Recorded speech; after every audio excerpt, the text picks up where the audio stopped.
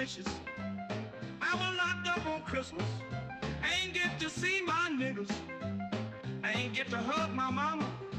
Couldn't even give her no kisses. Can't even post on my Instagram, cause these pussy niggas be snitching. Everybody acting suspicious. Might probably say that I'm tripping. When I'm all alone in my jail cell, I tend to get in my feelings. And all I smoke is that loud. Don't pass me no midget. And I'ma smoke all of my pain away, cause that's the only thing that gonna heal it.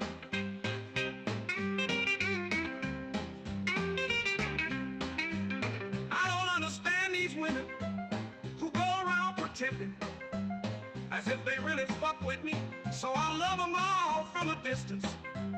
Cause the same bitch say she down the ride, be the main one who trickin'. Got Molly mixed with promethazine, cause every time I wake up in the morning I got murder on my mind. AK-47s, Mac 11 Glocks and 9s. And all these pussy niggas hating, trying to knock me off my grind, but I can't let them do it. I got murder on my mind.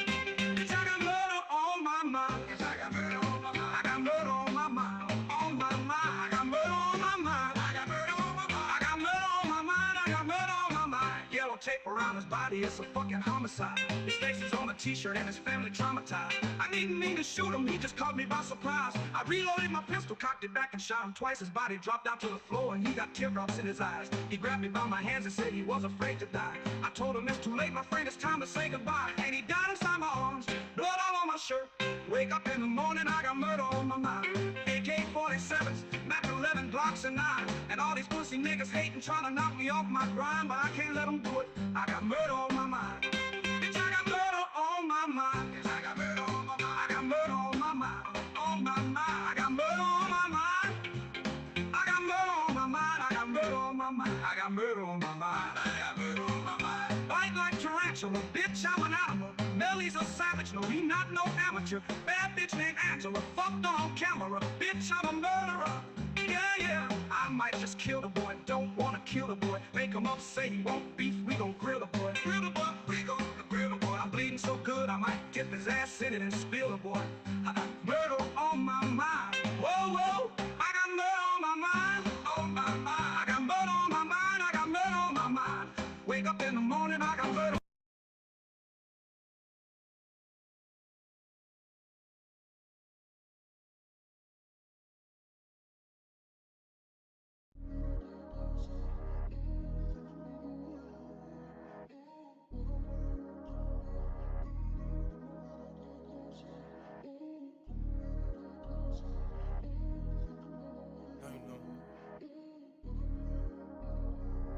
You've got sexy over the last 10 months, and I admit that I must have slipped on us, and I can't lie. I'm coming down, fucked up on this drink. Oh, one last time to pick up my trunk. Oh,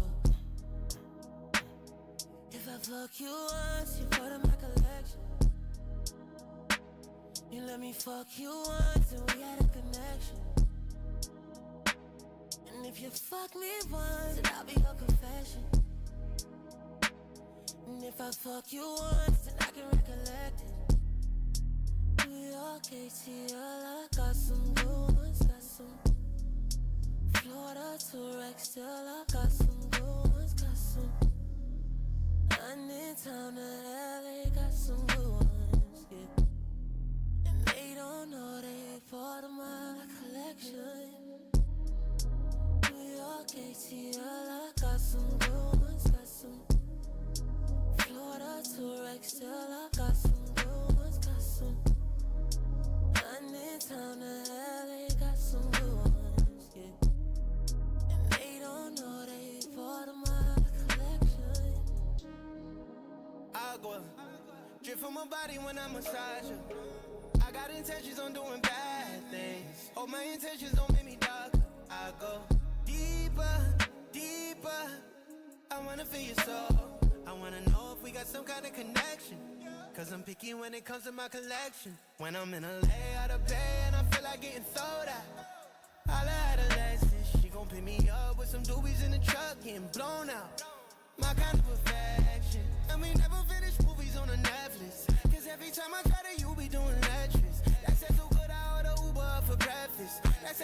wanna make you part of my collection.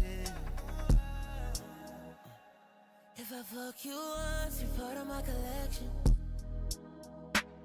You let me fuck you once and we had a connection. And if you fuck me once, then I'll be your confession. And if I fuck you once, then I can recollect it. New York, ATL, I got some good ones, got some. Florida to Rexdale, I got some good ones, got some. London town to LA, got some good ones, yeah. And they don't know they part of my collection. New York, ATL, I got some good ones, got some. Florida to Rexdale, I got some good ones, got some. London town to LA, got some good ones, yeah. And they don't know they part of my collection.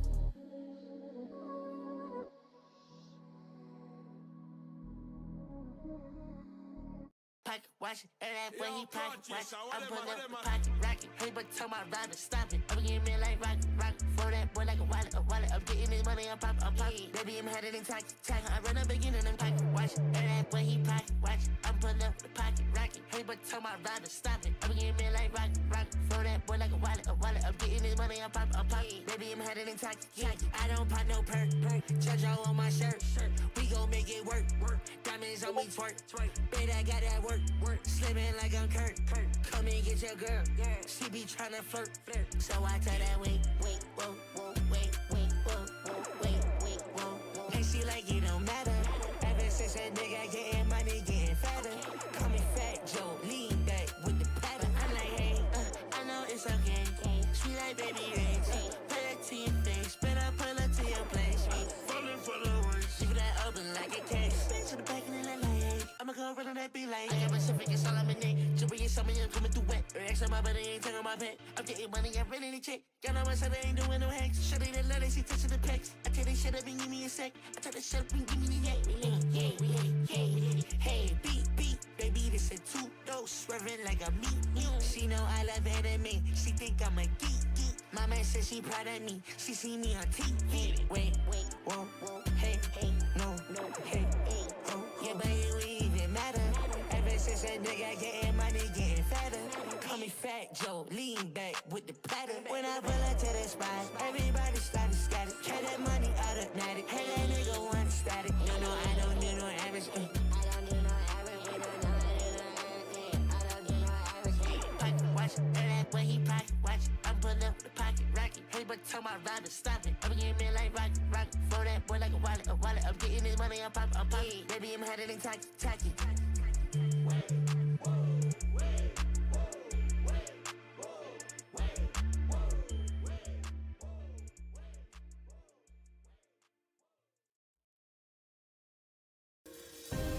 Do you ever find yourself playing the budgeting game?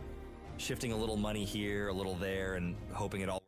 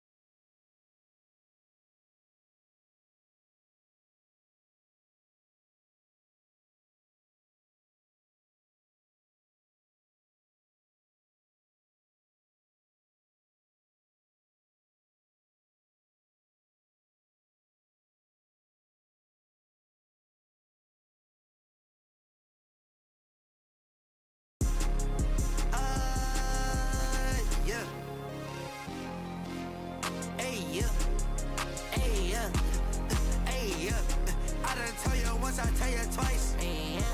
Can't go in the club with on my pipe. Told her I could buy you what you like. Told her I don't really got a type. Told her come and ride me like a bike. Hey. Make money every week. I walk in with my pistol on my head, they think I'm Pete. Hey, niggas hella sweet. Hey, buy chick creep. Ride around the town with an all black Jeep. Said I got that green, that's the green, that's the green, like the parsley. How many girls in my phone look like Barbies? How many hoes did you hit? Hardly. I ain't even know that was your bitch. Shit, sorry.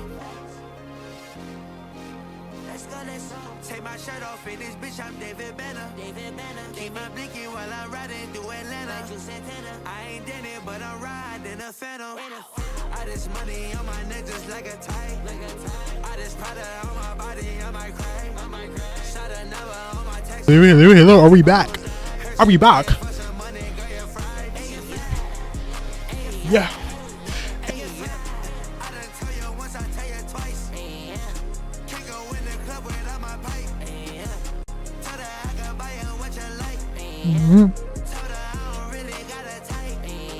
Oh, what the fuck? Oh, what the fuck? Hey, yeah. Hey, niggas, damn, I'm already starting off strong. I'm already saying niggas. I'm sorry, I can't say that on you. Fuck, I said it again. Okay, anyways, I miss y'all motherfuckers. Thank y'all for coming through Fright Nights. I don't know who here right now, but it's cool. We gon' get it started. I was so sensitive. I ain't gonna lie, I was behind as fuck. Like, I didn't even mean to be, bruh. I apologize so much, but I have so much shit for y'all, bro. I was so excited to do this shit today. Like, I've been waiting. My toes have been curling to do this shit right now. So I'm gonna try and get this video right now. I'm gonna try and do it. Fuck it. Oh, first one, it's gonna be a lot of fucking lights are off, because that's what y'all been loving so far. Y'all been really fucking with me on the lights are off, bro, and I appreciate y'all so much. Y'all some cool ass niggas, bro. I fuck with y'all. But we gonna switch windows real quick. Ignore my bed. Ignore that over there. Don't worry about that. We gonna get into this real quick, because this is what niggas been waiting for. I've been like, oh. I'm just gonna move some shit real quick. Oh shit, that's the wrong shit. My fault. I'm gonna move this real quick. We're gonna move this down because I don't want to be blocking your view. So that like I don't get my bitch ass scared and you don't get your bitch ass scared, huh? Yeah, double entendre. What the fuck am I even talking about? God damn. It won't let me move it, bruh. 1 second, peoples. I'm sorry. I'm tweaking it. It's not even me. I'm never the problem. I don't even know why I try and blame myself. I'm never the problem. Okay, now we're good. Okay, I'm turning my alerts and everything back on. So we gonna go over here. I'm just a fucking mess today, man. Word to bro. Word to bro. Word to Phineas. Word to Phineas. I'm being for real right now. Lightning strike me right now. And I'm joking. Just joking. Joking. But I got y'all right now, so we gonna get right into it. Friends, Sarah, Mark, Emily, Alex, and Rachel. Who the fuck is she talking about? A thrilling adventure by spending the night in a closed shopping center. All right, my apologies. Part 1, we have the mysterious case of friends lost in a shopping mall. This is a short. I'm sorry, but it's like what I'm trying to get right now. So let me explain to y'all the full background, even though y'all don't give a fuck. I'm gonna explain it anyway. Somebody told me there was like the creator we've been reacting to, Lights Are Off. He actually has short stories, and I did not know that. And I was actually very intrigued by hearing that, because now we're about to be seeing like some extended versions of the little like short clips he be showing, because I don't really fuck with that. I want to get scared. Like I want to be jumping out my drawers. I don't think that's what that means, but like that's what I want to happen though, bro. And we gotta make sure that happens. So let's get to it, bro. They snuck into the mall after hours, their laughter echoing through the empty hallways. Oh, actually, no. This is some bullshit. This nigga's just stealing shit. Okay. Well, we're going to go back over here. This is actually better because this is actually posted by him. The real nigga himself. Lights are off. Yeah. Hold on. My apologies. 1 second. I'm still trying to get chat up. Just in case, because I don't want somebody to say something and they're going to be like, damn, this nigga's ignoring me. I'm not ignoring you. I promise. I love you. I'm sorry. I'm just a mess right now. This did not go out as planned, and I did not want to push this back to 8 o'clock because I feel like I would be betraying y'all, and I've been edging y'all all week on me saying that I'm gonna do a live Friday nights. And y'all love the last one, bro. That shit is like my most viewed live, and I'm very appreciative. Bless y'all, bro. Y'all are cool ass people. But anywho, Dilly, I feel like I'm slow right now because I can't find this shit. Oh my god. Oh my god. Yeah, I'm having mental issue right now. It's not me. I'm never the problem. That's the real thing, bro. I'm never the problem. I'm always the problem. Okay. I'm just gonna switch this real quick. Okay, I think we're good. Oh my god, are we? We indeed are not. So we're just gonna drag this, drag that. Okay, hold on. I'm so sorry. I did not mean to do that. Hopefully nobody's seen that. Is anybody even here? Okay, yeah, there's people in here. If you seen that, mind your fucking beeswax, because you didn't just hear me gulp. Yeah, you did not just hear me gulp. That didn't happen. Just mind it. Mind your business. Ugh. Sorry.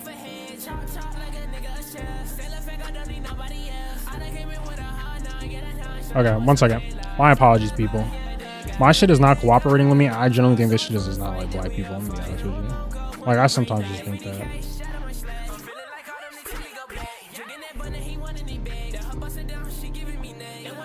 Okay, we're gonna try this again because my chat does not want to come up and it's giving me fucking errors. I don't get paid enough for this shit. I don't get paid enough for this shit. I don't get paid at all. See, that's the mood. I don't get paid at all. That's why I'm not doing it, bro. Okay. Oh, that's my... You know what? That's actually my fault. If it already existed, don't you think I would fucking see it? Oh, that's why.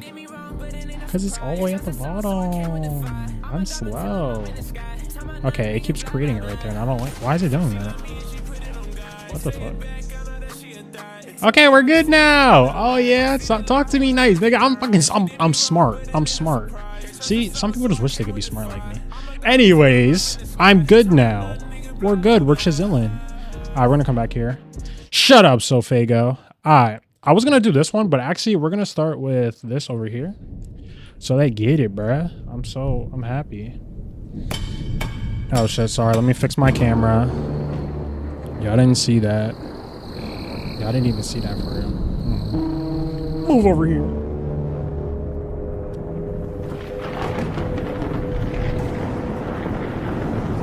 This is an emergency alert.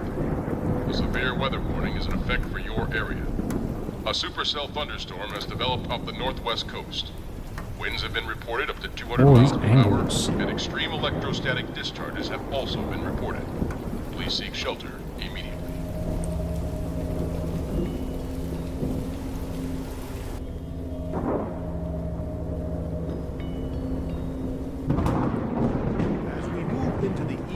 Supercell only shows signs of increasing strength. Winds now at over 250 miles per hour. We expect the severity to only worsen into the night as the storm moves inland. See you. I'm sorry if that's a little too loud. And lock your doors. Whoa, why you say lock your doors like that? What the fuck? Nigga, Diddy finna get me. Diddy not finna get me. Tell Diddy no. I'm sorry. I need to start trolling, bro.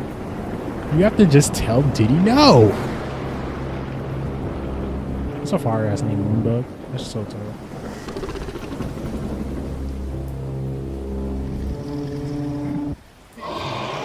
Yeah, what the fuck? Nemoy. Sorry.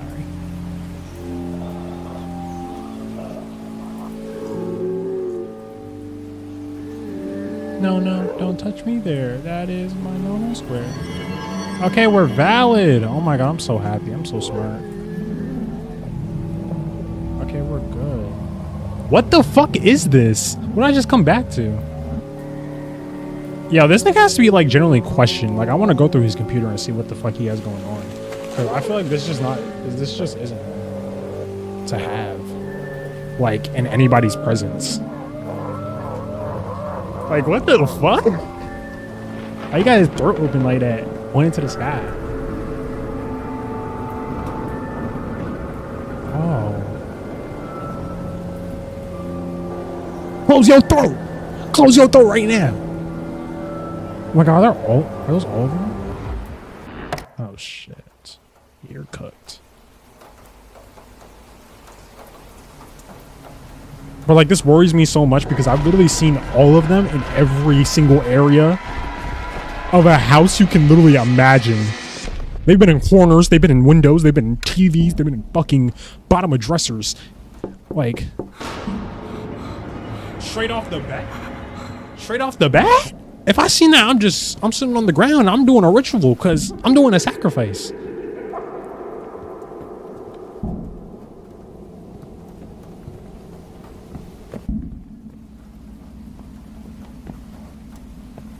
You're gonna look out the window.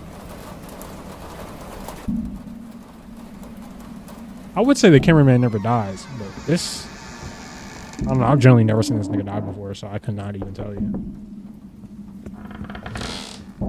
It sounds like he's inside, not above.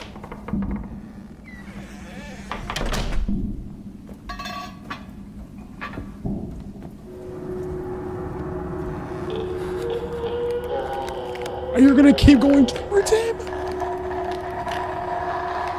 Why you like trying to hit the doggy? Dicks. Okay. Worst. I wouldn't even turn around. Fuck that.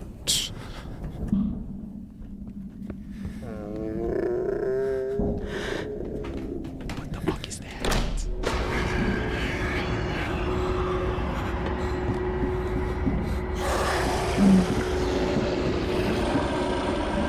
Why is he walking like? I don't like this. I don't.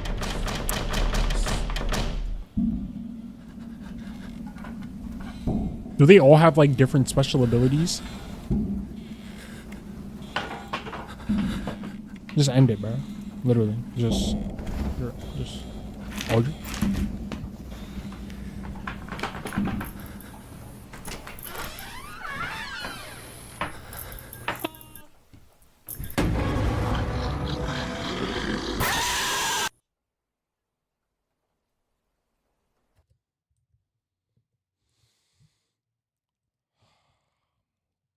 Okay. Anyways, how was y'all day?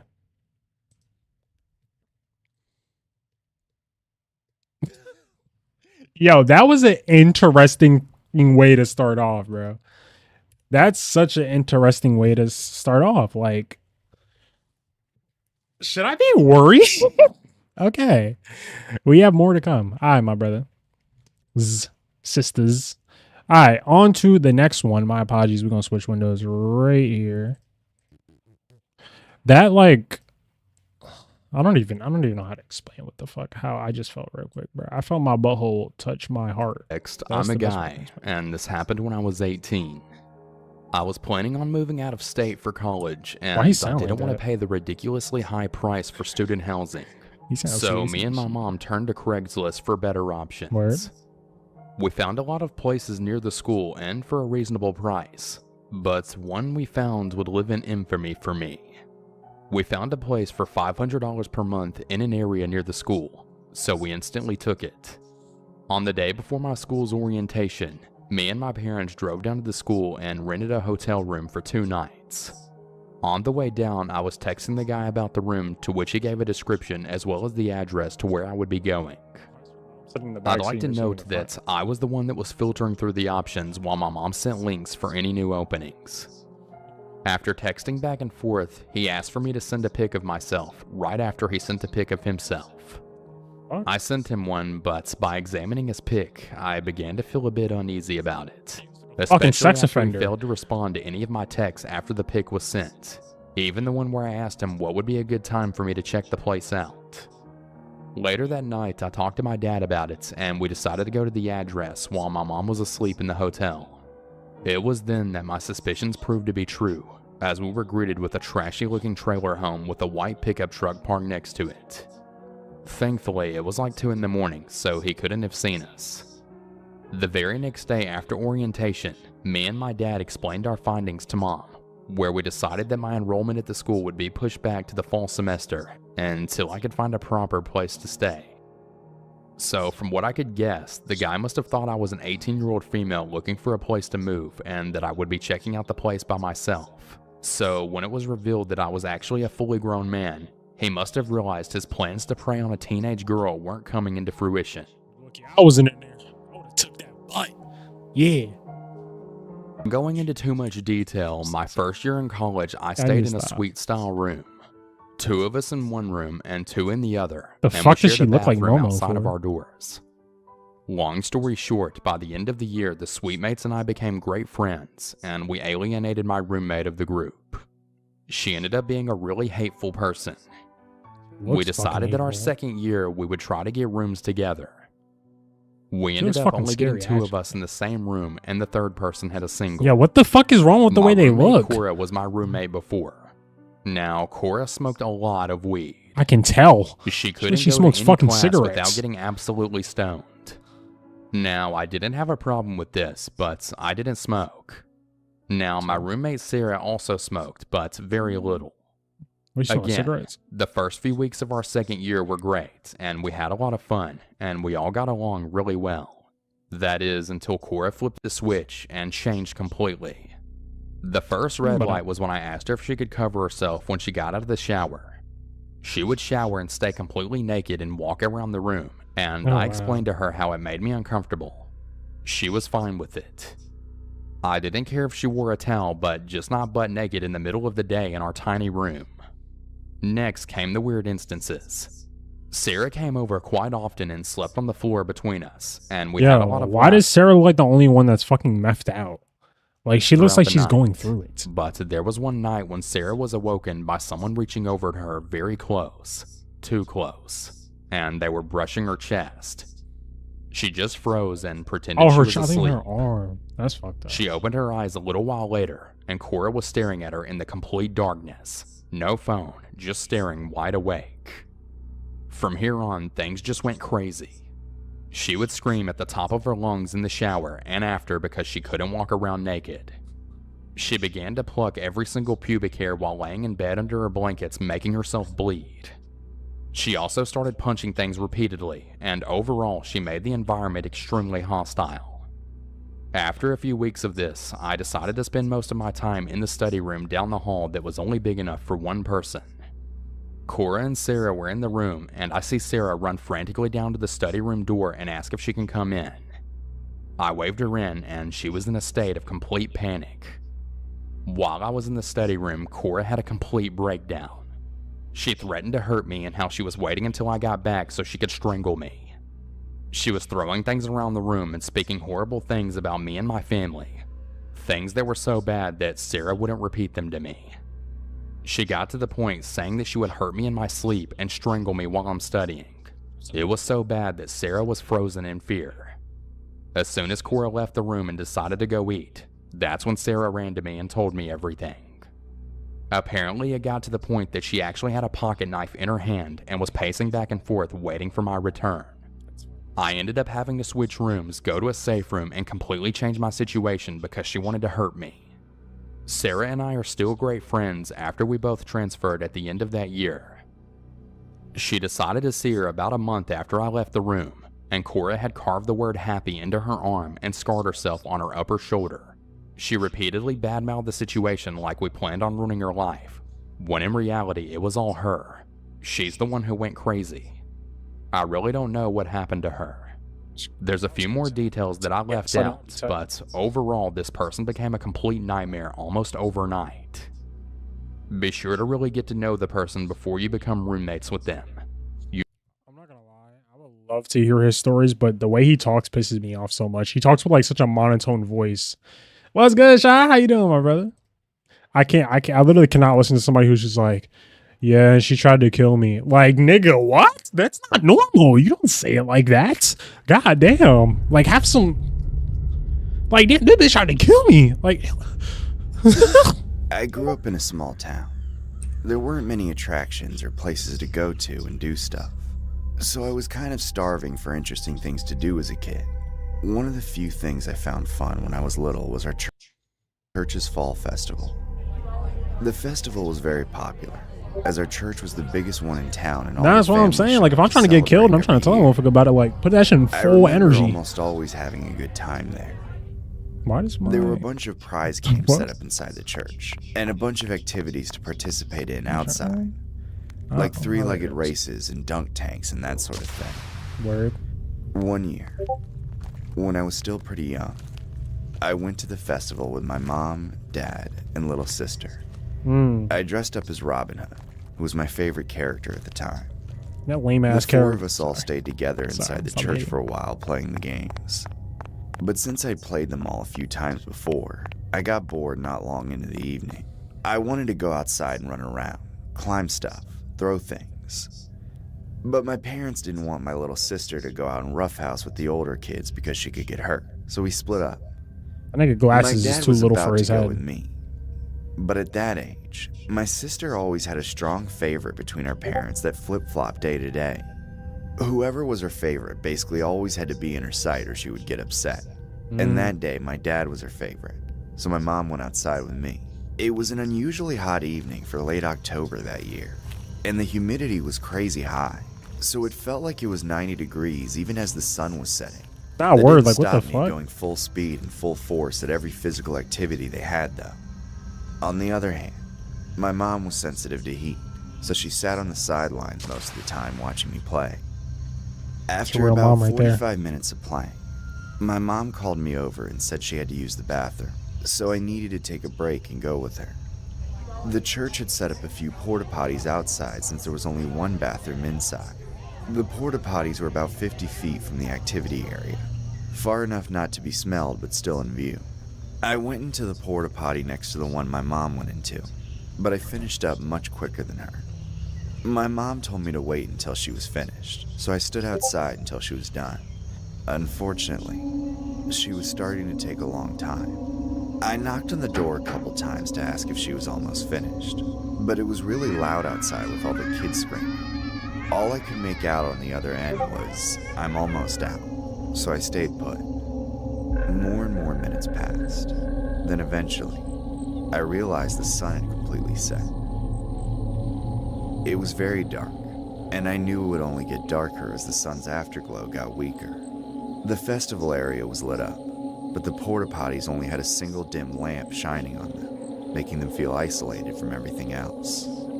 My mom still hadn't gotten out, so I knocked again. This time she didn't respond at all. That's when a man walked over from the festival area and asked if I needed help. I didn't recognize him from church, but I was worried about my mom, so I told him I thought she was stuck in there. He smiled and told me everything was fine. He said he would take me to get my dad so he could help me get my mom out. I wasn't sure about going with him, so I knocked on the door loudly and asked my mom if I could go with the man. My mom didn't respond. Instead, the man quickly took my hand away from the door and gripped it tightly, looking down with an intense grin. I was clearly confused, so the man said I shouldn't bother my mom since she was stuck and loud noises might scare her. At my naive age, this made sense to me on some level, but I still didn't think it was a good idea to go with the man. I'd have broke that damn door down to my mother and on my face and tried to reassure me. He said he wouldn't leave the crowd and that he would only go straight to where my dad was. The fuck do you know where he is? This was enough to finally convince me. We started walking together while he kept such a tight grip on my hand that it started to hurt. When I tried to wriggle out of it, he grabbed even tighter, so I stopped trying. We headed toward the crowd at first, but then we veered left and headed toward the church. Yeah, right before he did that, I would have been like, "Help!" Dad was. But I didn't understand how the man could have known that too. Before I could think much about it, we turned away from the door and started walking behind the church, where a bunch of cars were parked in the grass. I was suddenly very afraid. I knew the man was lying to me. I tried again to get out of his grip, this time even digging my heels into the dirt. But it was no use. The man simply picked me up off my feet and held on to me, trapping me in his arms.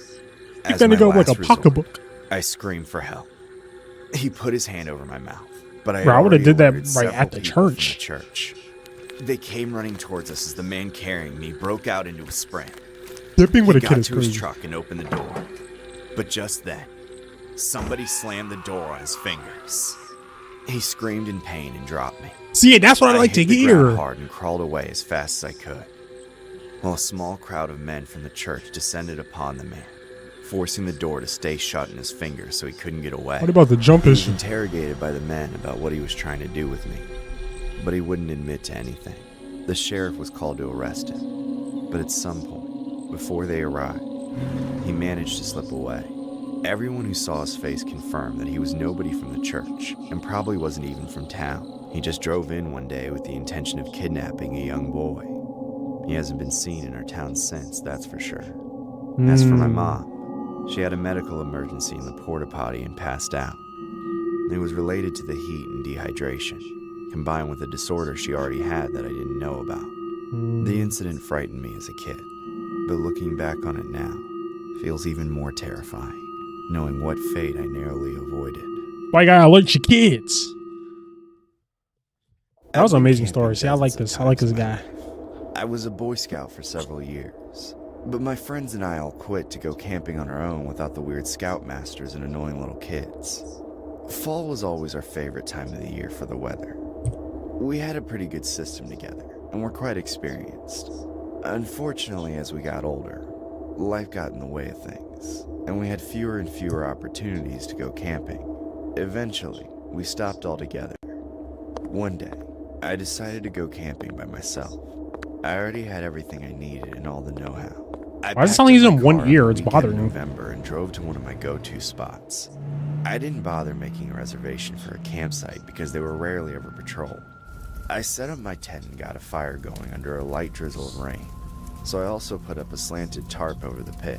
After I made myself a quick sandwich, the rain went away completely, so I explored the area around the site.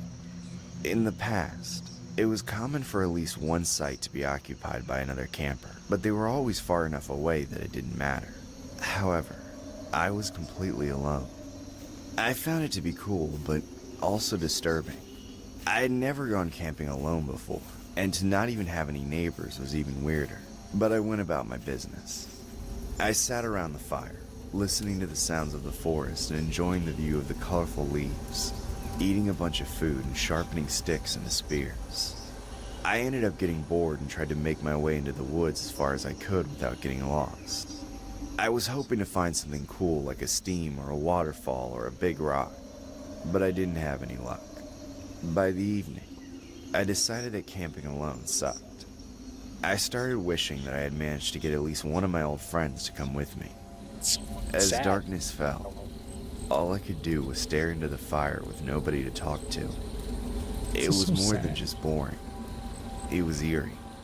Gradually, the sounds of the forest shifted from birds and bugs to just a lot more bugs, droning and clicking endlessly. The only sounds to break it up were the crackling of fire and the sound of my own breathing. Then I heard something else. Something Hey, you're about to get strange. attacked by a snake, bud. There was a weird, quiet hissing somewhere. It was like a distant whisper. I thought at first that there was a burning log hissing, but I turned all the logs around and the sound persisted. I looked around, but it was too dark to see. My ears, however, picked up one detail.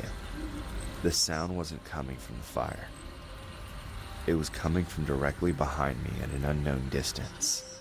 I immediately grabbed my flashlight and shined it in the direction of the sound. Got There Diddy was out there.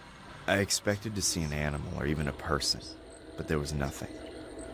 As I peered into the woods, the hissing grew louder, but there was no sound of footsteps of any kind approaching me. So it's a fucking snake. A piercing scream rang out above me. A chill spread through my entire body. I jumped to my feet and scattered light all around. It sounded like a woman had just been attacked nearby, but after a moment, I regained my composure. That scream was a sound I'd heard before. It wasn't a person. It was the uncanny human-like screech of a barred owl. It's a warning to other owls of a nearby predator. It's not a mating call. It means danger. I had no idea what the owl had warned me of, but after it screamed, the hissing stopped.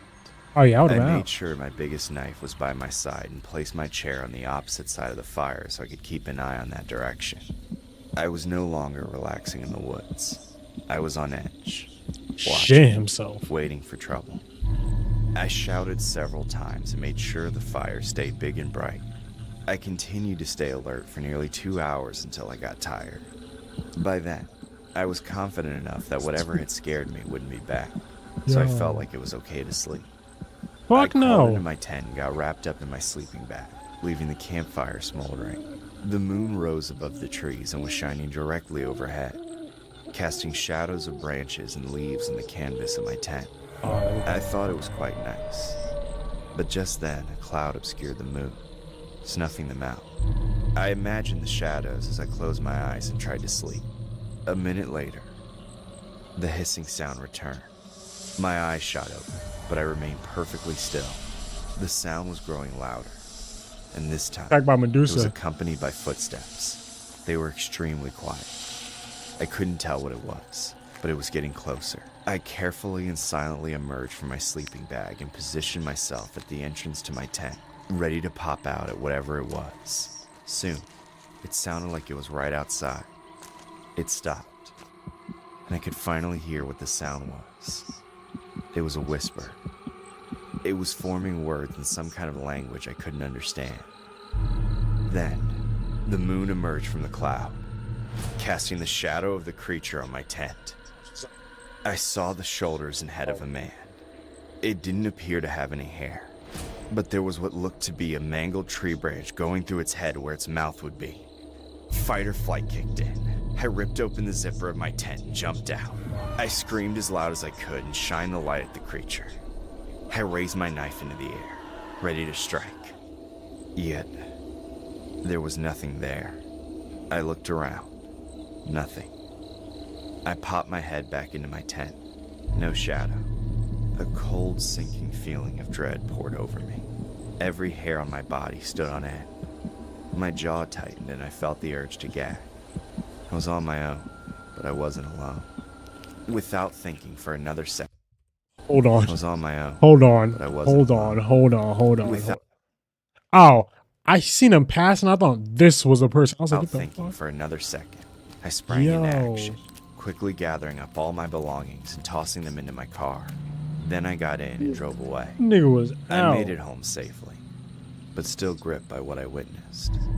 I've told people about it before, but to this day, nobody has an explanation.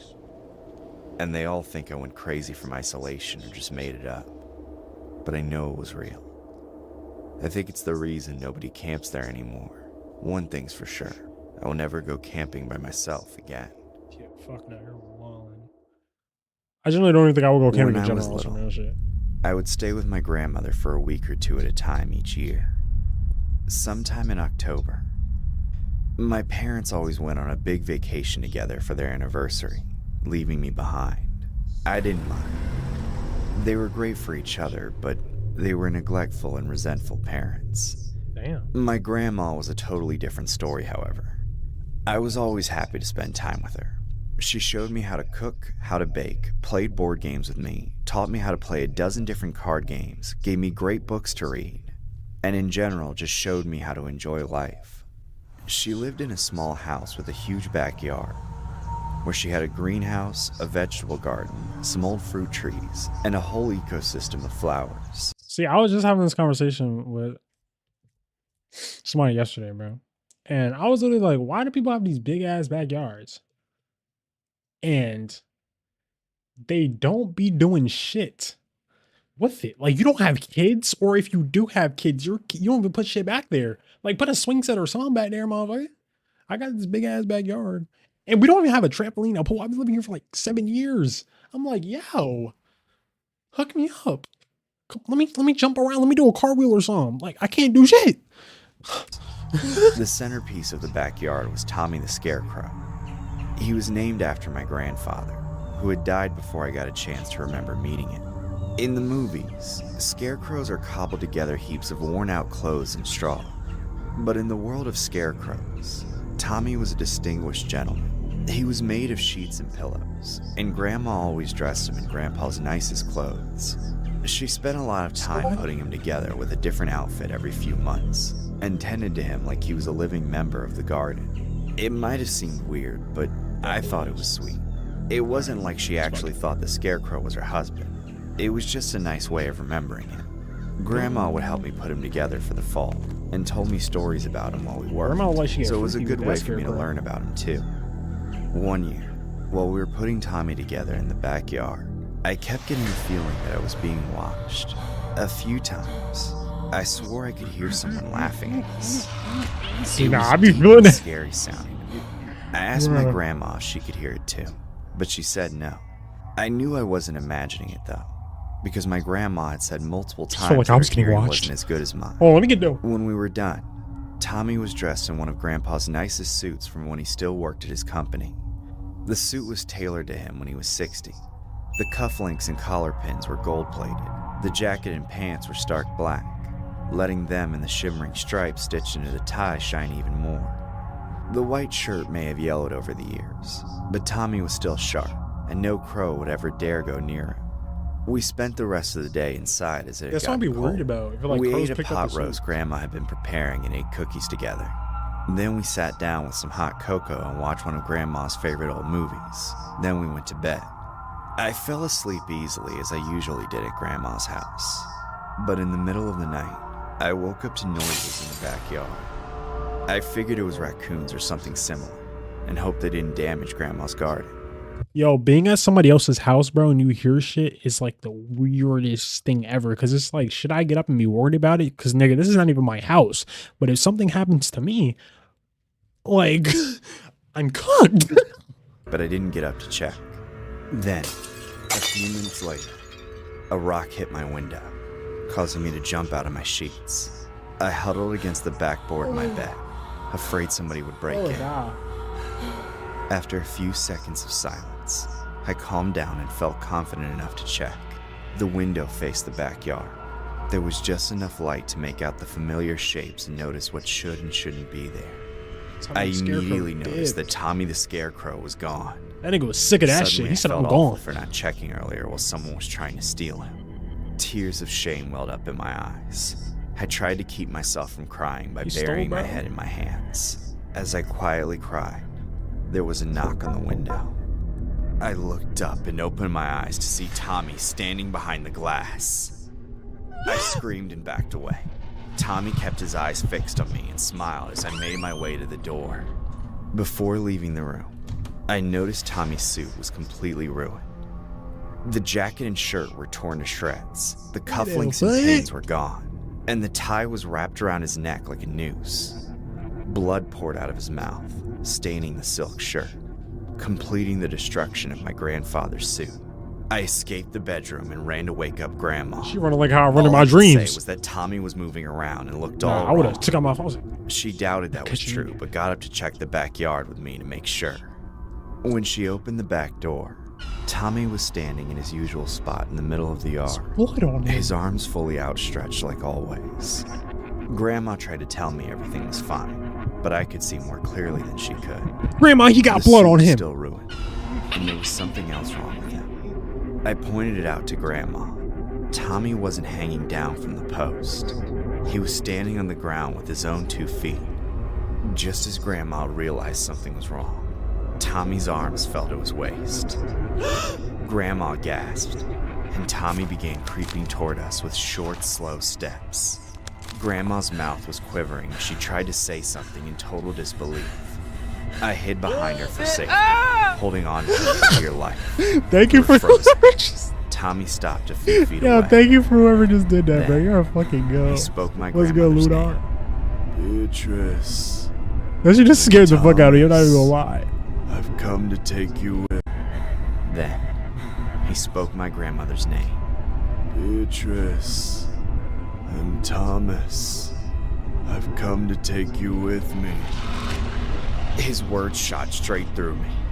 A moment later, Grandma collapsed to her knees, fell forward, and hit the ground face first. Thomas would have got uppercutted. At the feet of Tommy the Scarecrow. Before I could understand what happened, he turned and ran away. I began sobbing, trying to wake my grandmother up, but I couldn't. Yo. I managed to call 911. But when the ambulance arrived, she had already passed from a heart attack. That's all I'm saying. This should give an anime or line. Increasingly harsh pranks that have been happening the past few weeks. But they were never able to capture the person responsible for any of them. I often wonder what became of the stupid person who was responsible. What possesses somebody to destroy something a person deeply cares about, and then go so far as to pretend to be their lost lover back from the dead? I hope the guilt of what they've done haunts them for the rest of their life. This is beyond. That's beyond fucked. October has always been my favorite time of year. Damn, the heat Dylan. finally lets up, but it My never heart gets almost freezing dropped. like in November or December. The leaves change colors and cover the ground. I get to celebrate my birthday and Halloween just a couple weeks apart, and September is finally over. When I was a kid, I had a neighborhood friend named Pete. He would come over every time my dad Name raked Pete? the leaves. Oh, Pete. My It's dad like, would the rake them fuck? all into this big pile. Yeah, that's actually fucking We like crazy. to push the bro. pile under the big oak tree in the front yard and jump off onto it into the leaves, making sure between jumps to maintain the pile. We were usually the only ones out in the evening. To everyone else, it was too cold, but Pete and I were plenty warm from the activity. There was one house in the cul-de-sac, however, where the owner never seemed to leave the house at all. My apologies. I didn't even know what he looked like. My dad said it was an old man, and that he hadn't been the same since his wife died 10 years ago. Damn. The man let the house and the yard fall into disrepair. The owner had a super old, rusty blue pickup truck parked in front of the house. Nobody ever saw him drive it, but every week or so, I could see that it had been moved very slightly.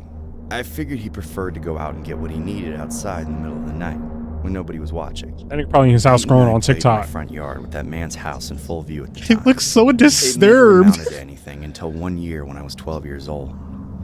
Pete was over, and we were horsing around in the giant pile of leaves. After about an hour, we got tired and went inside for a break. When we went back out, my dad asked us to take my dog outside to use the bathroom, so we started playing with the dog afterwards. We stood at the edges of the pile and called her. She ran up, but as soon as she stepped foot into it, she froze.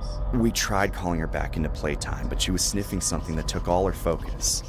Then, she suddenly jumped out of the pile and started aggressively barking at me. Before we could heed her warning, an old man emerged from the center of the pile between us. We screamed in shock.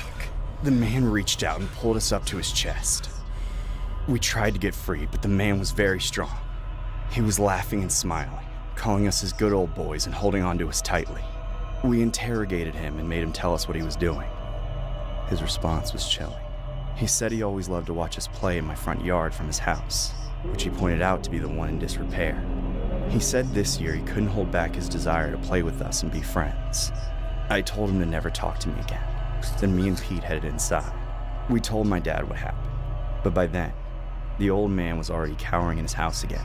My dad said to call the police if the man ever showed up to our house again. I agreed wholeheartedly. Did it? That man was weird and smelled like piss. I never wanted to see him again. Smell like piss is The kind of rest of crazy. the I'm not night gonna went lie. fine. Pete and I stayed inside until his parents came to pick him up.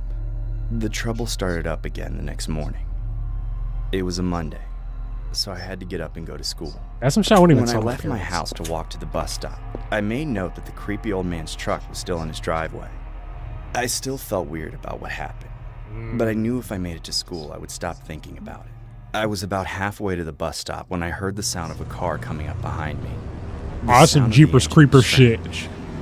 It sounded like it was barely running. Plus, there didn't seem to be a muffler, so it was unreasonably loud. As it got closer to me, You're gonna hit him with the car. I heard the whine of worn-down brakes slowing down the car. I looked to my left as the old rusty blue pickup truck came into view and matched my speed. The old man was leaning over to roll down the passenger window. This nigga catcalling grinning him? wide. The blood from his nose had dried all over his mouth and chin, looking like charred skin against his pale face. He offered me a ride to school. I declined. To that, he made a weird chummy face, Fuck you, suggesting the nigga. truth was that I wanted to skip school. If that were the case, then go home while no one was the wiser. Again, I declined. This made him frustrated. He got angry. He claimed that we would be perfect friends if I just got over my hang-ups. Get in the car, I'm your Uber driver. He suddenly revved the engine and hopped the curb, cutting me off on the sidewalk. He climbed over the seats and opened the passenger door, but I turned around and ran away before he could grab me. I heard the engine rev again, and tires squealing. I turned around, watching him revert back onto the road to point the truck at me. I kept running as fast as I could get back home, thinking I would have to run between houses to not get captured or run over. Behind me, there was a loud chunk as he put the truck in first gear. Then, the engine roared for 4 or 5 seconds, burning rubber once again as he made a beeline for me. But then, luck shined upon me. There was a huge sound of an explosion. Immediately after, the engine sputtered and wheezed before finally dying. He had pushed his crappy truck too far and it gave out. I laughed, running home as I heard the man swearing his head off. When I was safe, I called the police. Yeah, the fact you're laughing when he was found supposed his to was broken crazy. down truck, trying in vain to get it running again. He was arrested and his car was towed away. From that day on, I've never seen him since. I don't know what happened to him after he got arrested. His house still sits decaying in the cul-de-sac several years later. Nice ass house. Indifferent to whether or not he made it back home. I still can't believe how crazy that guy was. It's incredible what such extreme grief and isolation can do to a normal person over time. I hope I never end up like him. Bro, I mean, he was probably in that motherfucker watching just straight, you know what, just straight all the time, 24/7. It's all his ass watched. We gonna take a little break because my fucking mind is going absolute crazy real quick. We gonna listen to some music. Hey, what's the motherfucking, oh shit. Why am I dropping? Why is my stream dropping right now? Well, like, what's some recommendations y'all got, bro? Let me put some music recommendations. I'm trying to get to know you. I'm so sorry. I'm so sorry. All right, so I'm gonna look for the next one. I'm gonna leave y'all right here. Put some music in here because while we here, we might as well listen to some music. You know what I'm saying? My boy Lil Tony ain't on, and I'm just gonna, cause I like the horror story animations. Like, they'd be so fire, bro. I just feel like I also want to find some different shit. I want to find some different shit real quick.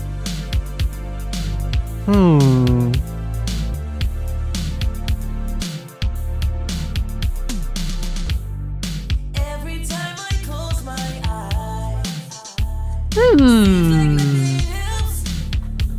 Hey, fuck. visions of you run my There's a fan game like with the nigga from Freddy from Five Nights at Freddy's, but he's like big as shit. And I kind of want to play it. Hold on, we're gonna tune into this real quick. Oh, yeah. Stunning curves and sexy smile. Ooh, I don't know what I'm gonna do. Hold on, nephew. Put that out. We're gonna look at this real quick. Why is my stream dropping right now? Okay. Cause what the fuck is this? Dude. Seems like recently I've been on a little FNAF. I just can't get away from that Freddy. Do I really want to change my shirt for this video? The game we're about to play today is unlike any other Five Nights at Freddy's fan game I've ever played before. I'm sure you Wait looked at a pick. Like, what the fuck? Okay, I don't hear any music anymore. Watch, the anxiety goes up once I get here. Why did you move? Does he just like not move when you're... You're crazy for this, Freddy. Can I even look in here? Oh my god, every time we turn around, he Is moves. he getting closer? What am I doing? What am I doing? Oh my gosh. Okay, let's get out. Let's get out. Why is he getting closer? Why is he moving? I would not turn around. And based on my anxiety? I would like walk backwards. I accidentally entered screen capture mode. Okay, on to the next one. Yo, I've never got like jump scared like that. That's the first time I've ever been jump scared like that. Like that shit was like, that was a hard jump scare. God damn. Oh my gosh. Yo, why is my network dropping so much right now? Is my stream tweaking? I've never had this happen. What the fuck is going on? Is somebody breaking into my internet? Hold on, peoples. My apologies. I have to check my stream. What the fuck?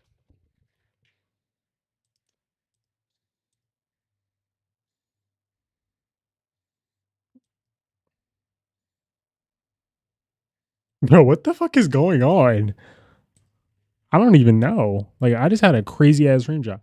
All right, anyway. My fault. Let's get back to it. We're gonna do horror stories animated. I love these. I was just looking for a quick snack run that night. The exams were killing me, and I needed a short break, so I went to the nearby convenience store. Hold on. I don't know what the fuck is going on with my internet, but why are we dropping like this? This is baffling to me. Hold on, people.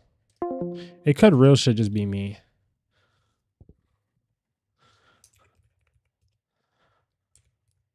I'm baffled right now. I don't know why my shit is dropping. I'm baffled. Because we stream until 10 today, bro. Like, we can't have this. This is some bullshit. Bullshit. The fluorescent lights While flickered I'm doing slightly this. as I walked down the aisles, my cart rattling with the basics. Instant Yo, this nigga's noodles, a voice few is energy sexy. drinks, Holy and shit. gums. He's like, I feel like he's in my turned ears. into the chips aisle, scanning for my favorite, Pringles. Pringles. That's when I saw the crazy girl. She stood there, disheveled and jittery, her hair a tangled mess, wearing a skimpy, worn-out one-piece. Her eyes were wide, almost manic, darting What the around fuck? from Oh, we're left good to right. now. She was muttering to herself, a strange, repetitive chant. Gotta get some Pringles. Gotta get some Pringles. Yeah, that's how I be too, bro. Them Pringles be good. She said it over and over, That just be her good. voice rising and I like falling her. in pitch, sometimes whispering, sometimes nearly shouting. I tried to ignore her, but it was hard not to feel uneasy. Her presence was I'm sorry. unsettling, a sense of crazy shooting She from really her. want them fucking Pringles. I cautiously reached for a can of Pringles, thinking maybe it would calm her down if she Yeah, saw she gonna that I fuck you wasn't up. interested in taking all of them. As soon as my fingers wrapped around the can, her eyes locked onto mine. For Yo, a she about to moment, jump you for some time Pringles. seemed to freeze. Her chant stopped abruptly, Why and her teeth silence like filled that? the aisle. Seconds passed, and then dread set in when I realized that she wasn't even blinking. Oh my Then gosh, she really want the lunged at fucking me, Pringles. her hands clawing at my face. I stumbled back. The Pringles can flew from my hands. She screeched, a Over sound some that was more Pringles? animal than human, and then dug her nails across my cheek. What flavor drawing is that? blood. Sorry. I don't know what had happened, but I was just paralyzed by her sudden outburst. Not I even the grabbed a sour nearby cream. I shelf, knew this was the trying masa to steady myself, attack. but she was relentless. What the hell? Get off me! I tried to push her away, but she was stronger than she looked. Oh, She she's grabbed strong a like bag of that? I would've hit her chips with a and Gen swung it at my 5 head. right in there. The bag burst open, chips flying everywhere. Yo, getting slapped with but she chips in didn't public is stop crazy. and started throwing more.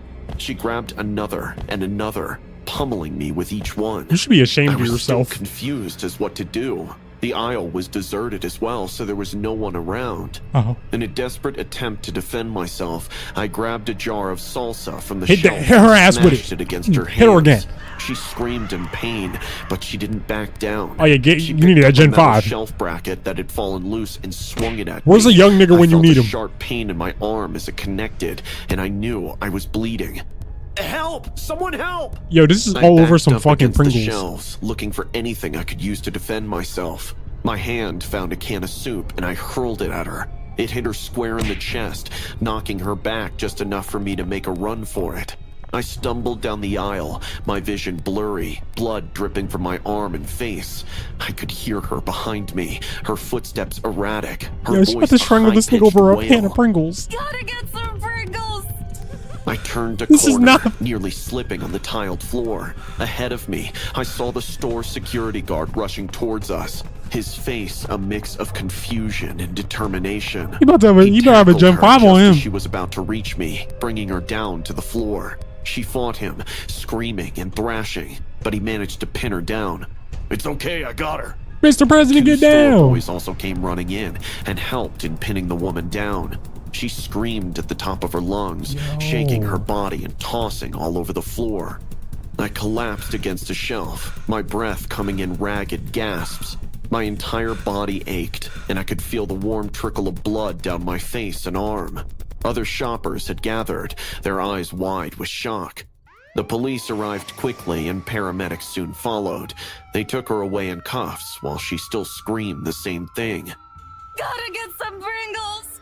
As they patched me up, I could hear the murmurs around me, people speculating about who she was and why she'd attacked me. I don't understand. She just snapped. The next morning, Yo, This is all over some fucking Pringles. Not even like a good flavor of Pringles. Like, this is over some, what the fuck are these called? Masalsa tadaka. Like, these, like, not even sour cream and onion. You got pizza flavor right here, and you're doing fucking over some masala taka. You don't even believe this shit. To reach me, bringing her down to the fucking floor. Person. She fought him, screaming and thrashing, but he managed to pin her down. It's okay, I got her. 2 store boys also came running, face and arm, screamed the same thing. Gotta get some Pringles. Shitty ass. As they patched me up, I could hear the murmurs around me, people speculating about who she I would was have and punched her why in her she'd fucking attacked me. esophagus. I don't understand. She just snapped. The next morning, it was all over the news. They described her as a local drug addict with a history of mental illness. She was apparently under the influence and hadn't eaten in 3 days. In her high, she had entered the store and got lost between the aisles, just remembering to eat Pringles. Gotta tell you the truth, lots of crazies around in the world right now. Niggas killing niggas over Pringles? My friends and I were obsessed with the occult back in school. Yeah, we that's spent alright, countless that shit. nights hunched over dusty books of satanic cults we could get our hands on the web, seeking the thrill. It was Jimmy who discovered the bizarre fact about the founder of Pringles, whose ashes were buried in a Pringles can. So this Us is the kids second trying story? to avoid homework sounded like the perfect setup for a seance. One Friday night, we gathered in Jimmy's basement when his parents were out. The place was dimly lit by flickering candles, the air thick with the scent of incense. An old Ouija board lay on the floor between us, next to a can of Pringles. The ritual was Jimmy's idea. He claimed he found it in an ancient grimoire online. This is nasty ass We each flavor, took too. turns eating a Pringle, then placed Oh, the this is can original. in the Oh, center no. of our circle. We joined hands, the atmosphere electric with anticipation. Spirits of the beyond, we summon thee. We seek the spirit of Frederick Bauer, creator of Pringles. Reveal yourself to us. His voice echoed through the basement. For a moment, nothing happened. We had tried these online rituals before, and they were usually a hogwash. But just as I was about to laugh it off, a chill ran down my spine. The candle flames flickered violently, casting twisted shadows on the wall. I don't have a nigga with a big ass mustache jump you. Bauer, show yourself! The Ouija board's planchette began to move, spelling out words we couldn't understand. The temperature that's suddenly fucks. dropped, and a low, guttural growl filled the room. Suddenly, the Pringles can toppled over, rolling towards me as if pushed by an unseen hand. 140 Guys, grams of this doesn't feel right. Before I could finish, the lights went out. The basement was plunged into darkness. The only sound, our panicked breathing. Then, the haunting began. The first instance was subtle. We heard whispers, incomprehensible and eerie, echoing through the basement. Nah, this At was y'all first, wanted. we thought it was just our imagination. This was y'all wanted, But right? when the whispers turned into wailing of a woman, we knew something was horribly wrong. Oh shit. We yeah, need you're to end cooked. this now. Yeah, nah, you're He cooked, tried bro. to close the seance, but the Ouija board wouldn't cooperate. The planchette moved on its own, spelling out no over and No, over. nigga, it's your Suddenly, fault. Jimmy was thrown across the room, his body slamming into the wall with a sickening thud. Nah, He that's some country groaned, shit. struggling to stand. As we ran for the door, the basement door slammed shut. Yeah, that's An when I jumped you. invisible force yanked at my hair, pulling me all the way down the stairs, Oh, it's back into the kinky. basement. I screamed, clawing at the air, but there was nothing to fight against. Jimmy and Sarah grabbed me, pulling me back, but the force was relentless. My scalp burned as clumps of hair were ripped out. Suddenly, this over some damn Sarah's Pringles. arm was twisted at an unnatural angle, bones cracking under the pressure of an unseen grip. She cried out in pain, tears streaming down her face. Sounds like a Family We Guy watched in episode. horror as dark bruises formed on her skin. We need to get out of here. We scrambled towards the basement door again, but it wouldn't budge. The candles reignited on their own, their flames turning blue. Slowly, red. we saw 4 to 5 shadows walking across and slowly merging into a dark, humanoid figure, its eyes glowing white. It lunged at us, passing through Jimmy's body. He convulsed, his eyes rolling back as the spirit seemed to possess him. That nigga. That's a Diddy spirit. Escape. His voice was a horrible blend of his and the spirit's, deep and distorted. He grabbed Sarah by the throat, lifting her off the ground. I tackled him, breaking his grip, but the spirit was still inside him, fighting back with inhuman strength. In the chaos, Sarah found a discarded crucifix among the occult items. She held it up, chanting a prayer through sobs. Strangely, it worked. The spirit recoiled, and Jimmy collapsed, the dark figure coming out and dissipating into the air. The three of us rushed to the door again, and this time it opened. We managed to drag Jimmy to his dad's car, tying him to the seat with the seatbelt. Something told us that it wasn't safe to be in the house. Jimmy was still thrashing and screaming, the spirit's influence still lingering, but he finally calmed down after some time. Exhausted and terrified, we slumped in the car. None of us even knew how to drive, and we didn't think any neighbors would believe us, so we just kept to ourselves. The three of us got some sleep till Jimmy's dad knocked on the window to wake us up early next morning.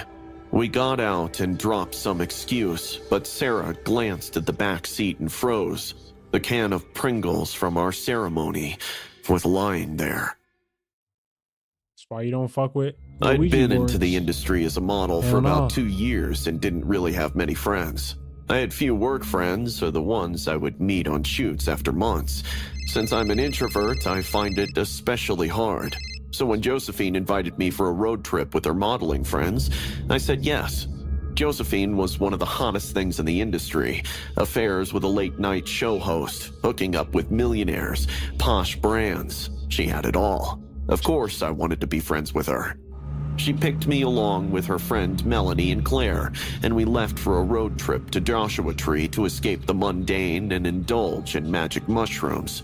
We only stopped once to fill gas. I bought a can of Pringles and some beer before we were on our way. After only about an hour of reaching Joshua Tree, we started tripping. Beyond the initial euphoria, the world around me suddenly morphed into a kaleidoscope of vibrant colors and shapes. Everything was magical. My hands were suddenly fluffier. Melanie's voice suddenly started sounding like that of a man, and Josephine's eyes went red, while she started swinging her body like a pendulum while standing.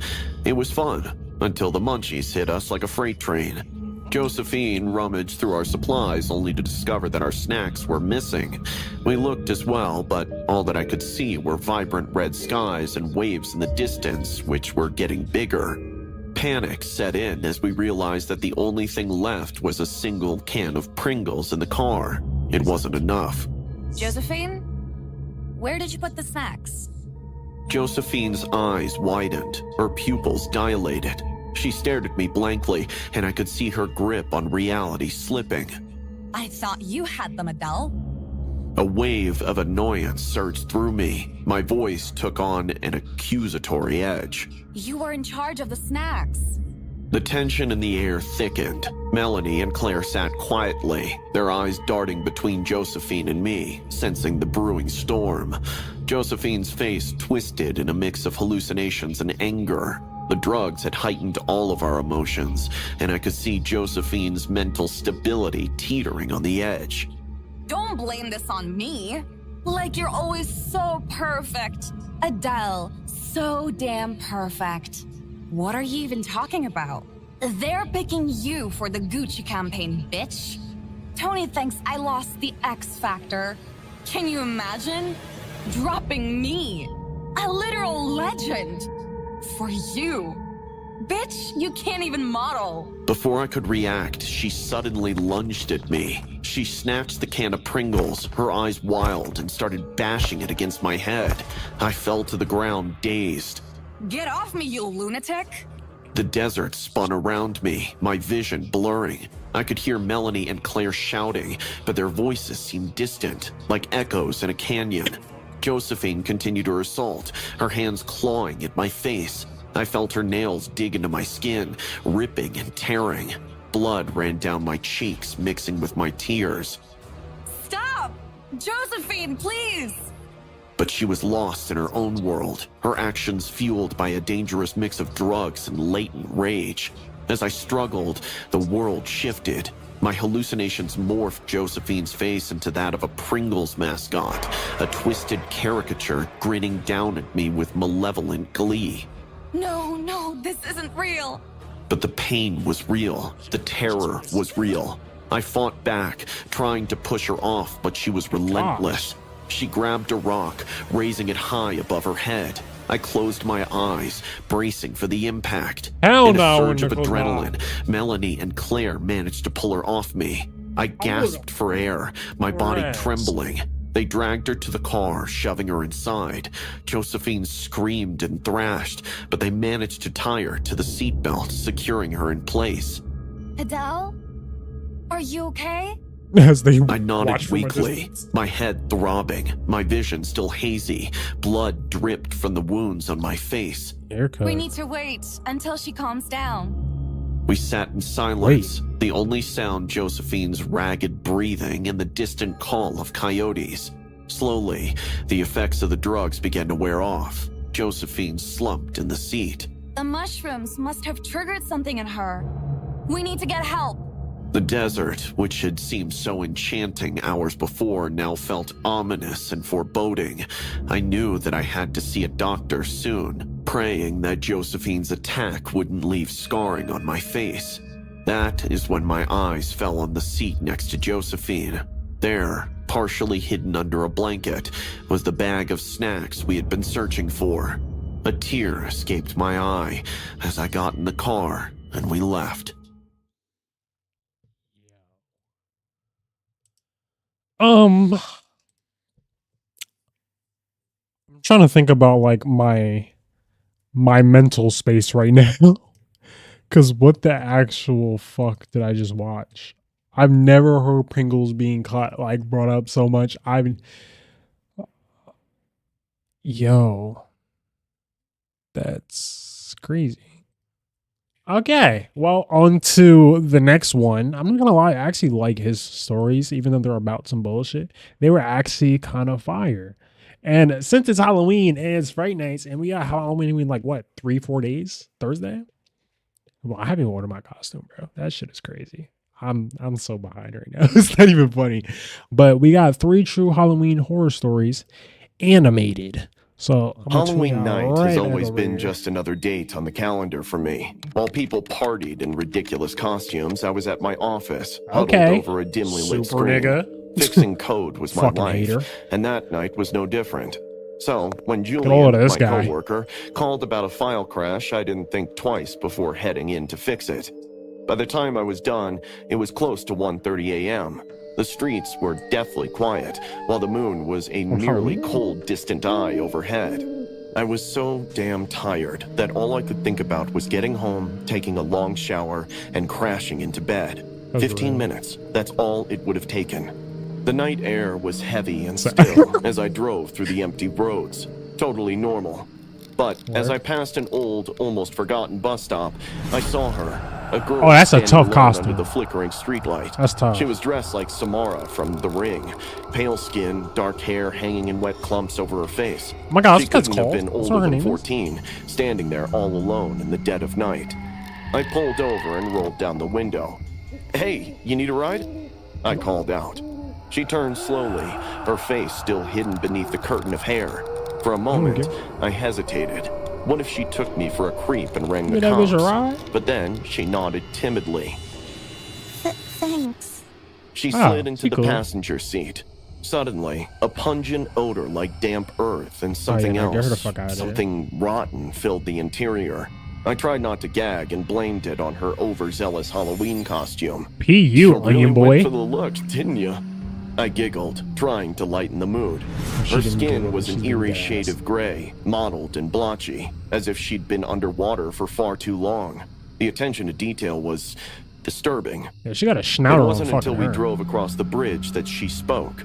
It's not a costume. Okay, yeah, she whispered. I let out a nervous laugh. Right, so what's your name? Samara. Yeah, your coach. She replied. Even though my eyes were glued on the road, I couldn't help the chill creeping down my spine. I cleared my throat. Aren't you a little old for trick-or-treating, Samara? She laughed then, a low, rasping sound that made my skin crawl. I am. But Halloween is my favorite night. Of course. It's a shame my parents don't let me celebrate anymore. Why's that? I asked, regretting the question the It's moment fucking it dead. left That's my why, mouth. bud. They think I'm sick. I spend most days locked up in the attic. Her voice was barely a whisper, but the words clung to the air, heavy and suffocating. I felt a knot tighten in my stomach. Before I could react, Samara slowly turned to me. Her hideous face was fully visible in the soft light. I noticed her skin first, peeling, hanging in ragged strips from her cheeks. It didn't look like makeup. Then, my eyes traveled down to her arms and the raw red flesh exposing beneath it. You want to see a magic trick? She asked, her lips curling into a smile that sent ice through my veins.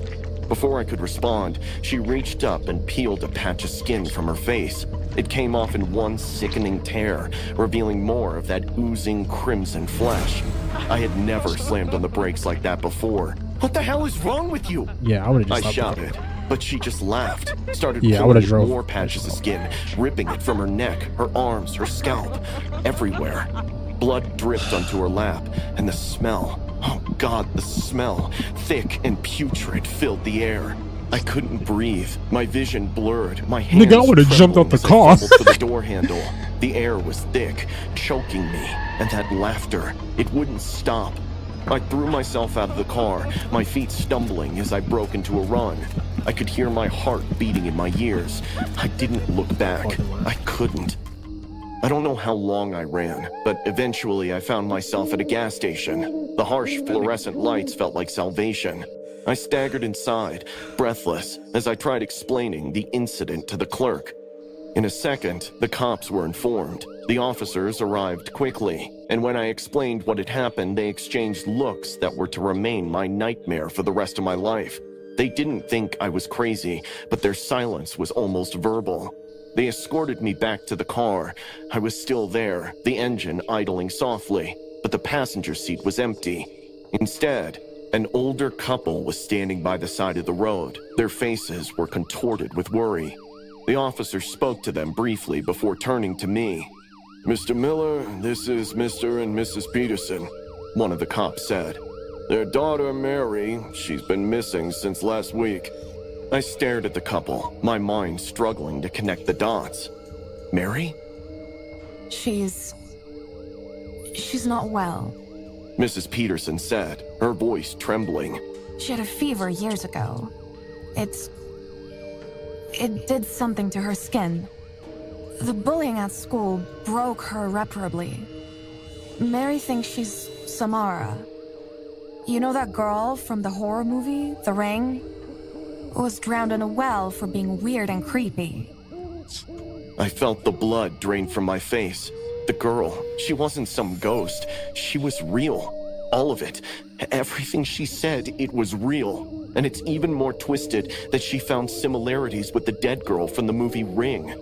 The cops asked where I'd last seen her, but I could barely get the words out. My mind kept flashing back to her peeling skin, her laughter. I mumbled something about the bus stop. As they drove off, a cold dread settled in. What if they didn't find her in time? What if she hurt herself, or someone else? Halloween is about masks and make-believe, but sometimes we can barely tell if it's a costume or... Hey boy, my costume better be that good.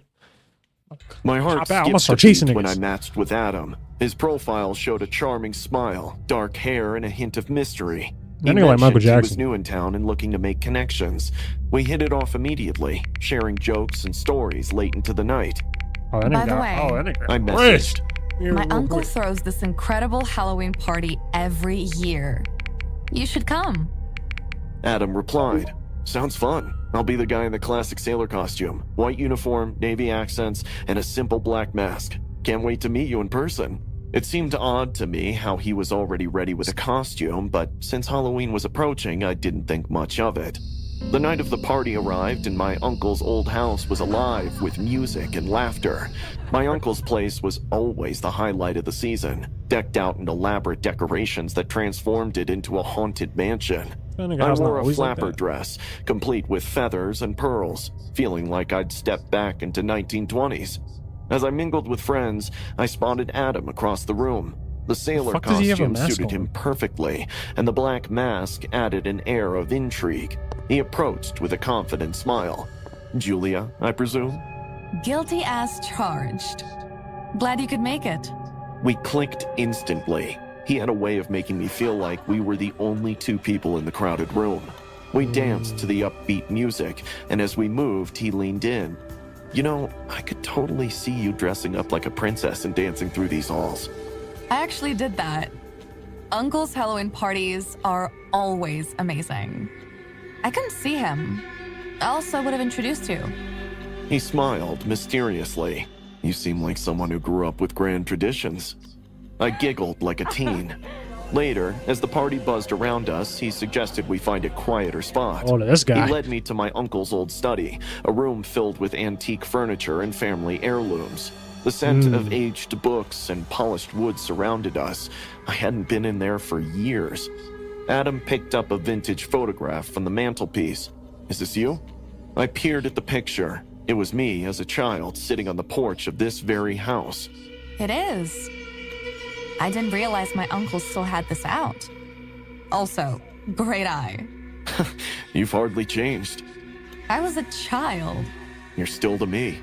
What? Nothing. He nodded, his eyes unreadable behind the mask, hiding a pretty face which I was craving to see. He locked his eyes with me, put a hand on my back, and pulled me in, leaning to give a kiss. I moved back and decided to change the subject. I should probably get back to my friends. As we rejoined the party, I reached for my phone to check the time, but it was missing from my purse. That's odd. I murmured. Everything okay? My phone's gone.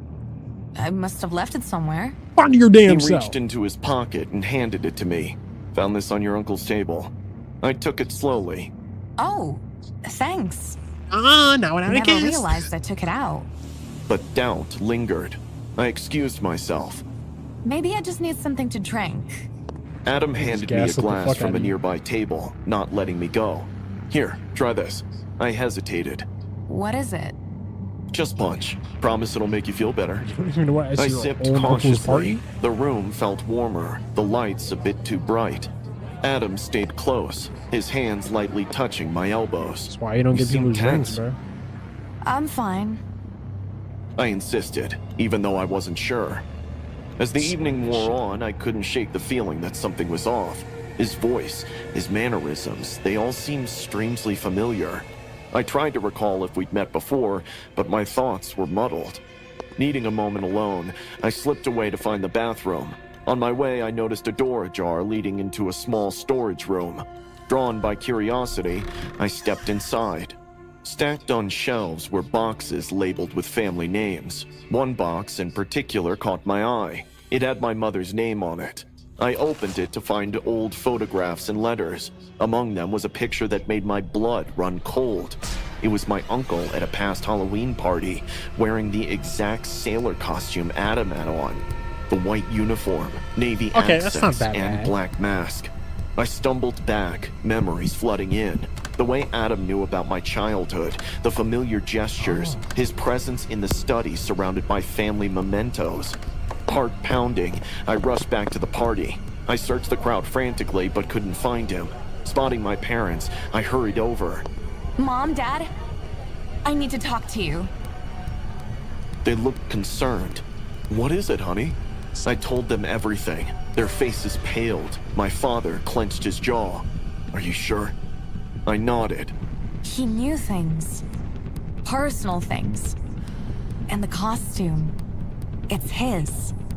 Without another word, my father went to call the police while my mother stayed by my side. Minutes later, officers arrived, discreetly making their way through the guests. They found my uncle in the garage doing drugs and escorted him out, his mask removed to reveal a smug expression. As he passed me, he gave a sly smile. I just wanted to dance with you, Julia, baby. I'll return for that kiss. A chill settled over me. My mother hugged me tightly. The realization that someone I trusted had crossed such a line left me feeling exposed and vulnerable. In the days that followed, I tried to make sense of it all. How long had he been watching me? Why would he do this? One thing was certain. The masks people wear aren't always part of a costume. Sometimes, they're there to hide the darkest intentions. That's fucking insane. I always loved Halloween. The costumes, the escape from reality, the thrill of being someone else for a night. So, when my friend Alyssa invited me to an exclusive pirate-themed Halloween party on a private Hawaiian island, I couldn't resist. It was hosted by a wealthy entrepreneur she knew through her job at a luxury travel agency. We arrived at the island just before sunset. The sky was pink, casting a magical glow over the palm trees and pristine beach. A grand ship replica was anchored near the shore, serving as a backdrop for the festivities. Lanterns hung from the trees, and the sound of waves mingled with the distant music. This is incredible. My costume, a slutty pirate captain with a crimson coat and knee-high boots, matched Alyssa's ensemble. As we made our way to the main area, I noticed guests arriving in elaborate costumes, some more authentic than others. The attention to detail was impressive. Servers dressed as deckhands offered exotic drinks, and the atmosphere buzzed with excitement. We were all given a glowing jelly-like sweet. We joined the crowd, mingling and enjoying. Yet, despite the lively scene, I felt a slight unease. Perhaps it was the way the stuff seemed overly attentive, their eyes lingering a bit too long, or the subtle way security personnel were stationed at every exit. Did you notice the security here? I asked Alyssa. It's a high-profile event with wealthy guests. Makes sense they'd be cautious. I nodded, trying to shake off the feeling. We continued to enjoy the party, dancing and laughing under the starlit sky. Later in the evening, I decided to step away to get some fresh air. Walking toward the quieter side of the beach, I spotted a small group of guests talking in hushed tones. I heard they're planning to move them tonight. Are you sure? The schedule was for tomorrow. Change of plans. The boss doesn't want any delays. I frowned, unsure of what I was hearing. Emma? A voice behind me nearly made me jump out of my skin. I turned to see a man dressed as a ship's officer, his expression unreadable. The main event is about to start. You're invited to join us, he said, his tone polite but firm. Sure. He guided me back to the main area, where Alyssa was waiting. There you are. They're about to start the treasure hunt. We were handed old-fashioned maps and split into teams.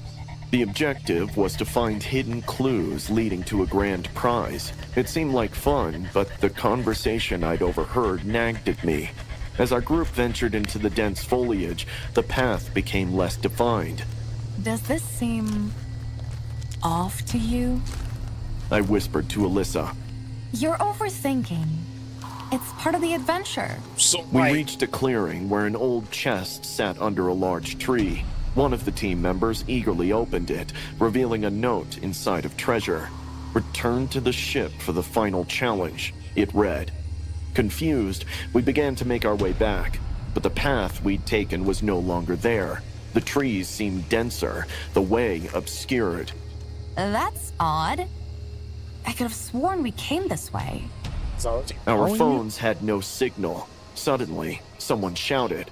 We turned to see figures emerging from the trees, dressed not in costumes, but in plain black attire, faces obscured by masks. Before we could react, the masked figures surrounded us. One stepped forward. Please remain calm. We require your cooperation. Who are you? What do you want? Your families have resources. They'll pay handsomely for your safe return. That's fucking kidnapping. insane. The word hit me like a blow. This was a setup. Alyssa grabbed my hand. We bolted into the jungle, the sound of footsteps pursuing us. Adrenaline surged as we dodged trees and leapt over roots. I spotted a narrow path leading toward the beach. We burst through the foliage onto the sand, the ocean stretching out before us. In the distance, the replica ship loomed. an idea sparked. The ship. They might have a radio or something we can use to call for help. We sprinted toward it, climbing the gangplank as quickly as our shaking legs allowed. The deck was eerily quiet, devoid of the earlier merriment. Check the captain's quarters. Alyssa urged. We found the room and frantically searched for any communication equipment. Instead, we discovered files containing information about us, photos, background details, family connections. They've been planning this. Alyssa whispered, terror in her eyes. Footsteps echoed on the deck outside. We hid behind a large cabinet as the door creaked open. Men entered and ransacked the room. That is when I noticed a flare gun mounted on the wall. I pointed to it, and Alyssa nodded. Carefully, I reached for it, praying the shadows concealed our movement. Just as one of the men approached, I stood up and fired the flare at him. He stumbled backward into his accomplices. Run! We dashed out of the room, chaos erupting behind us. On deck, other guests were being herded together, confusion and fear evident on their faces. I fired another flare into the air in order to distract them. Alyssa pointed to a lifeboat. We hurried to lower it, but the mechanism was slow. The kidnappers were closing in. With a final push, the lifeboat hit the water. We jumped in and began rowing with all our strength. After a while, we spotted a Coast Guard vessel responding to the flare. Relief washed over me as the kidnappers retreated. Hours later, we woke up in a hospital, but our world had changed. They told us that we were rescued by fishermen, that the replica was an old shipwreck that belonged to pirates in the 17th century. There was evidence of a small private party at the island, but when the authorities investigated, they didn't find anyone else there. They also found a high quantity of drugs in our system, and I suspected it had to do with the glowing jelly that we were offered. We never understood how much of it was real or how much we had hallucinated, but the fact remained that none of the other guests were ever seen again. So they were like decoys? That was like, I don't even know how to feel about that, bruh. That shit was, that's actually crazy as fuck. But that's why I be trying to tell people, like, you don't take shit, bro. Like, don't just like, oh, this looks good. Don't no. You wait, bruh. You wait till like, oh, I feel ya. And then you do that. So I'm just gonna change this real quick because I'm gonna change this real quick. Sorry, I'm gonna get black as shit real quick. I just don't like how it looks at all, and it's bothering the fuck out of me. We're gonna update repeat. We go up this repeat. Change our brightness. I'm like, what the fuck? Why is this shit not working? Okay. Sorry, I had to fix my shit. I actually don't know why my thing isn't working. It's weird. Okay, we're good. Actually, no, I don't even like how that looks. That looks probably worst. All right. We're gonna give it like it. But yeah, I'm like, yo, bro, y'all niggas can't be doing shit like that, bro. Like, don't just randomly take shit you find from people and be like, oh, this shit probably good. No, you're finna get drugged. Like, I don't even know if I can say that on YouTube. Hopefully they don't catch my ass, but yeah, man, I pray for all the females out there, man. Hopefully nothing happened to y'all. Yes, I sound like one of them. I sound like one of them niggas. But man, like that's crazy to happen. Why does my camera look worse? What the fuck is going on right now? I don't know, man. I'm fucking losing it. I'm gonna be honest with you. I'm gonna try. Sorry, I'm gonna try to look for something else real quick. I'm just trying to fix my camera a little bit. I didn't like how it was. The lighting was bothering me. I don't know why. We're good now. It looks like I have no fucking color. I look like a young James Brown. There we go. I like that. It look good. Y'all like it? I like it. All right. I'll play some music for y'all while I look for something else. Guys, holy shit. We've seen some crazy shit like so far. Like concerning shit. Not even gonna lie. It's genuinely concerning.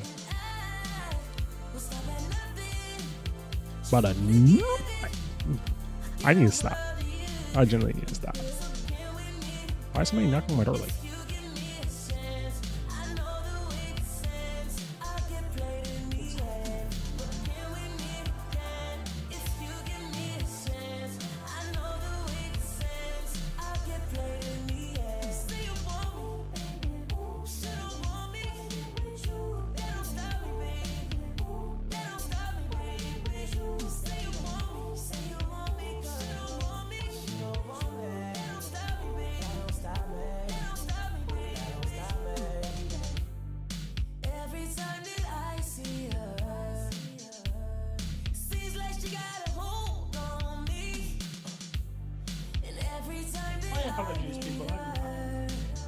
Ugh.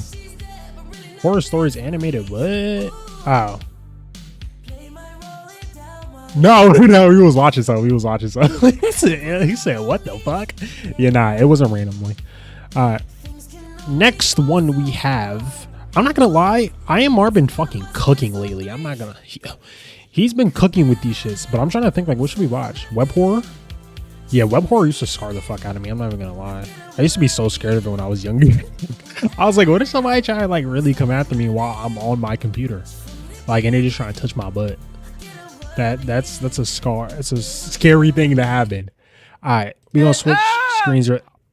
Who just did that? I didn't even see who did it, bruh. Whoever did it, I love you. You're a cutie patootie. Thank you so much. I appreciate it. Real shit. All right. I also don't know why my things aren't like updating. Like I can't see any of them. That sucks. Yeah, I'm sorry for whoever just Violet. I love you so much, bruh. But look, we're gonna get into this. We have 3 true dark web horror stories. Like, get it. Oh, this shit making my toes go. I should have known better, but love makes you do irrational things. It clouds judgment and makes you blind to consequences. I never believed in all that supernatural crap before, but what happened, what I let happen, changed everything. What you let happen? Lupita's eyes were hollow after the miscarriage. Our baby was gone, and so was her living spirit. It had been months since she last left the bathroom. God damn! The first 30 seconds is some crazy shit. God. Her sad, vacant eyes were in a constant quest for hope. Watching her spiral was a torture of its kind. Helplessly devastated, I had tried everything. Therapy, medication, time alone, time together, but nothing could pull her back. I couldn't stand seeing the love of my life wither right in front of me, haunted by the loss of a child we both wanted so desperately. So when Greg mentioned an odd, uncomfortable solution, I hopped on it. You know, Jack, there's this thing, he said hesitantly. They call it a humanized doll. A doll? I deadpanned. Not just any doll. It'll be like the child you were supposed to have. The solution was ridiculous, but a solution nonetheless. In seconds, the order was booked. I'll never forget the day the package arrived. It was a plain brown box, no label, no return address, just sitting on the doorstep like a malignant tumor. My hands shook as I opened it. Inside, these are fucking crazy. Because why are you gonna give your so lifelike it made my breath hitch? It had Lupita's soft brown eyes, my sharp nose, and the hint of a smile that was almost too real. When Lupita saw it, the wall cracked. She cradled the doll like it was flesh and blood, cooing to it. For the first time in weeks, I had seen her smile. I think my heart swelled with relief. Maybe this would help her heal. Little did I know it was the last moment of peace in our house. The first night I woke to find her in the rocking chair. Let's crack the fuck out against her chest. I thought it was a good sign. She was talking to it, humming softly, like any mother would. I don't know. But as the days wore on, it became clear that this wasn't helping. It was something darker, something unexplainably wrong. Very soon, my wife stopped eating, sleeping, or talking. She spent every waking moment with that doll, feeding it, changing diapers. She named it Baby Blue. I didn't understand why, but I didn't dare ask, too afraid of what she might say. But that's only a face it of wasn't mother until the love, night she came at me with a knife that I realized how far gone she was. Stop it, PETA. This ain't real. I snapped, only to watch her face twist into a monstrous snarl I'd never seen before. The woman who lunged at me wasn't my Lupita. She was Baby Blue's mommy, consumed, body and soul. As I stumbled backward, my eyes flicked to the doll, and I froze.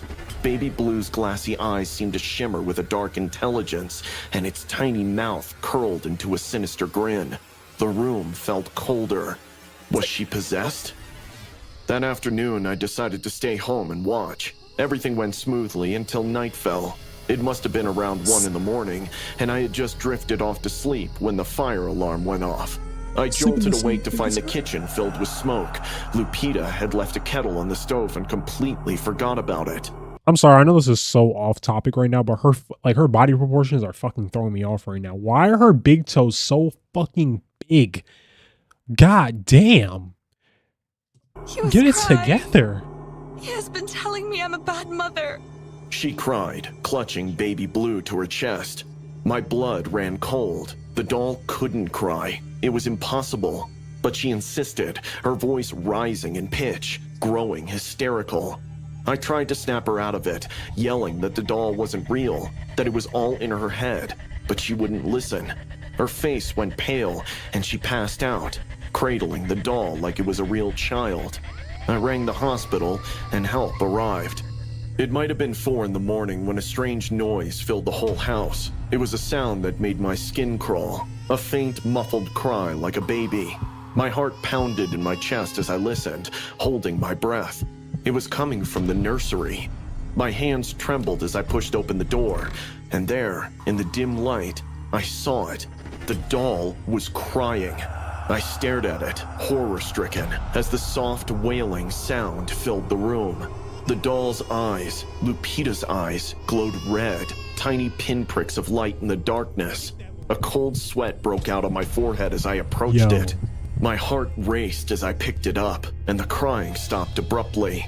My hands shook as I examined it, feeling something hard beneath its synthetic skin. I tore it open, the synthetic flesh giving way under my hands, and found a small black device nestled inside. It was a camera. That means we were being watched this whole time? A sickening realization washed over me as I dug deeper. The people who were spying on us had turned Lupita's life into a twisted form of entertainment. I gathered the evidence, the doll and the camera, and contacted the authorities. We filed charges for invasion of privacy, harassment, and emotional distress. The cybercrime department tried to trace the website, but it led to a block. People who use dark web are masters in hiding and staying in the dark.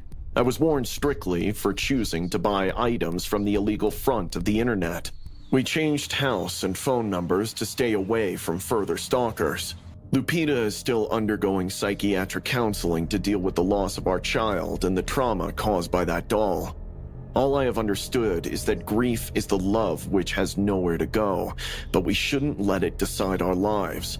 As long as we're alive, we must keep living. Moving forward is the real meaning of life, no matter how many storms try to knock you down.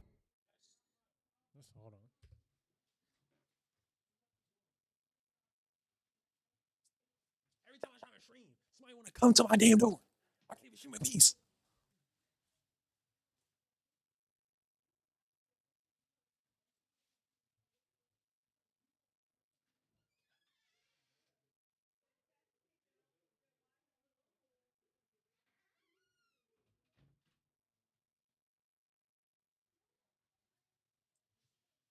Shit to do with me. I'm about my business around here. I got a text from some girl I'm late about my last business night. around here. Do not click on this link. It said, Alright. It was a shortened YouTube URL. Usually I ignore such messages, but yesterday was a bit rough and I wasn't in the mood to write the novel which I was working on. So I clicked on that link. It redirected me to YouTube where a video about some circus from the 60s in Bombay started playing. Do not forward the video to 2:21 minutes was written in the title. So, of course I did. I shouldn't have done that. See, these are the At videos that used to scare me. 2:21 seconds, I paused the video. Everything looked quite ordinary. A black and white footage, 3 elephants in the back, a few dwarves ahead, and a bunch of people around. But right in the center was a large drum, on which was written, Comment 13. Curiously, I scrolled down to the comment number 13 in that video, which linked to another YouTube video. I recently started be like mad YouTube people doing channel it. where I post funny writing advice. The link from that comment took me to my own video, one which I had uploaded 3 days ago. It was an informative video, a rant on the current status of the publishing industry, but right from the start, something was different. It started with a few glitches in the video, and then some random numbers and letters started popping up in it. And then my voice suddenly grew heavier and heavier, and then midway into it, the screen went black. The numbers and letters that were dancing around, they soon converged into a new message. It was my home address. I instinctively shut my laptop and walked out of the room. You basically That asked was for a it, whole bro. new level of creepy fascination. This is like voluntary. This is like voluntary doxing. This is literally what this is. Voluntary doxing. And someone could have online. How she got my address, I didn't know. I had no clue as to how she toyed with my video. It should have been impossible. I walked into the kitchen and filled myself a glass of orange juice. When I was back in my room and opened my laptop, I had another message from the same girl. Hope I didn't scare you. It read. I wondered if I should reply or not, but I had a bunch of unanswered questions, so I had to ask. I put my orange juice to my side and started chatting with her. How did you know my address? How did you tweak my video?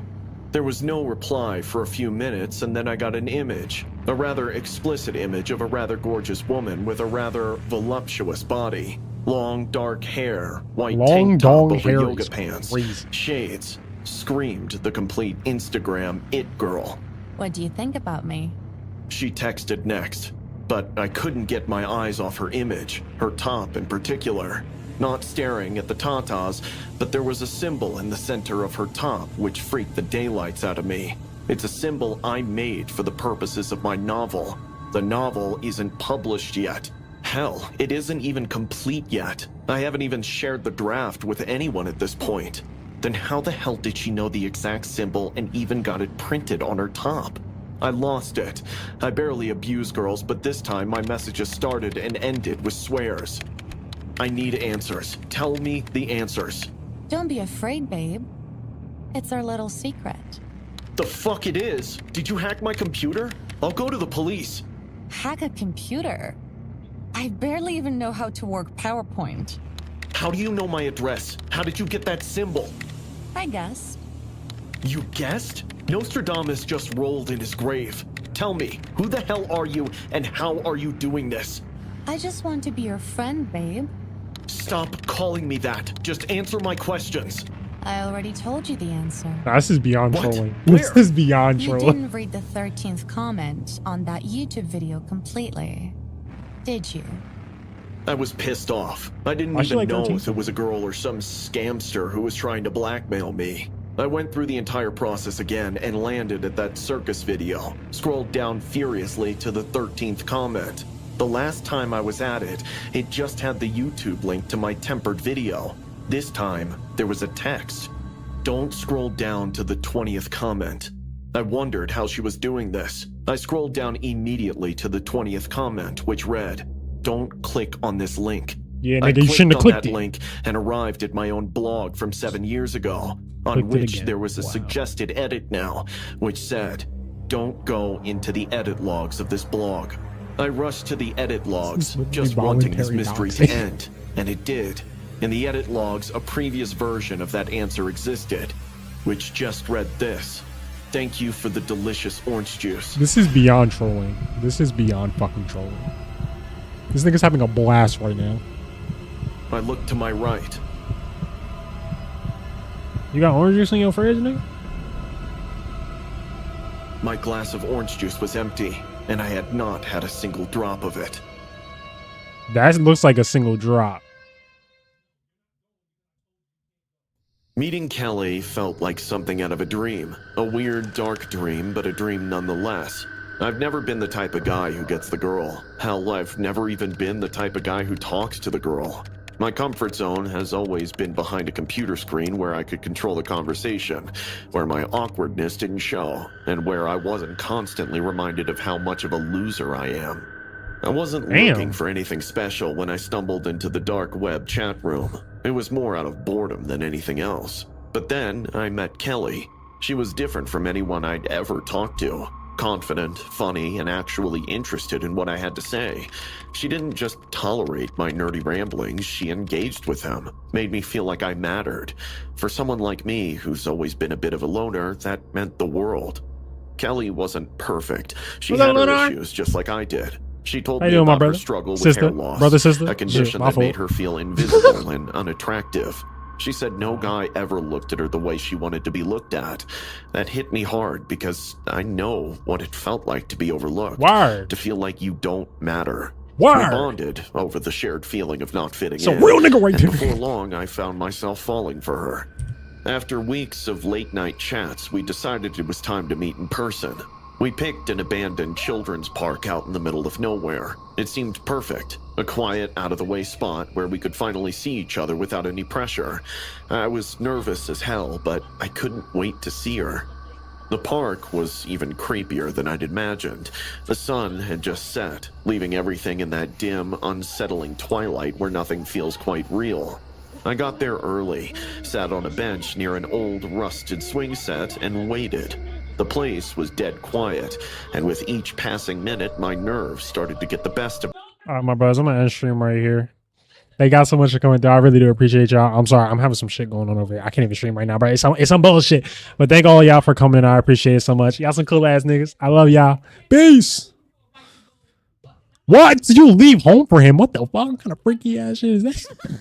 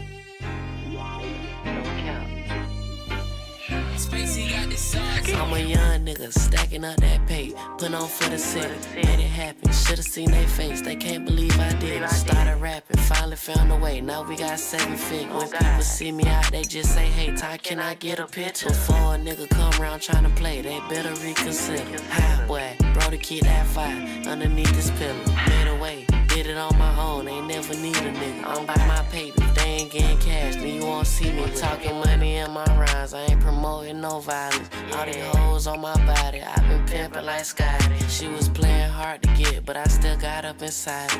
Niggas always trying to kick it, I don't do the karate. She a good girl, but when she see me, bitch, she get naughty. They like what you like to do, bitch, getting bands is my hobby. Young and really have emotion, if I like it, I buy it. Poppin' grimy than my brothers, if I'm riding, they ride. My little bitch should be a stylist, cause she stay throwing fits. Like Danny said, bitch, I'm from Florida, but I Cuban my wrist. I've been putting in that work, bitch, I've been dropping these hits.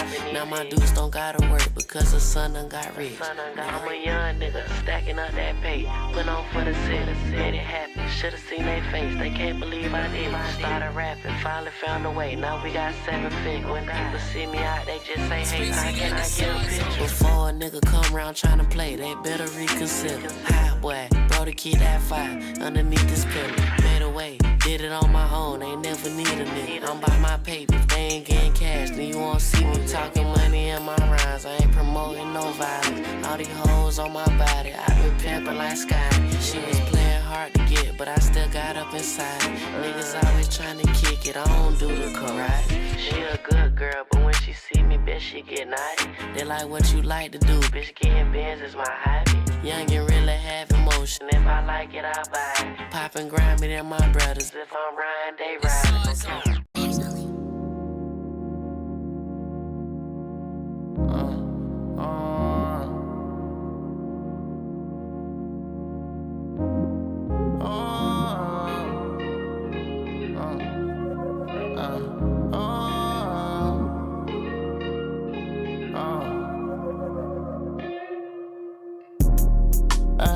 First night Cardi lenses, I can front the trenches. Now I'm running Benzes. Switch game with extensions, I'm still independent. I ain't never sold my soul. Don't need no forensics, don't got good intentions. Spider senses tell me no. Ain't no one to mention. All these bows I'm benching. I was broke trying to kick a throat.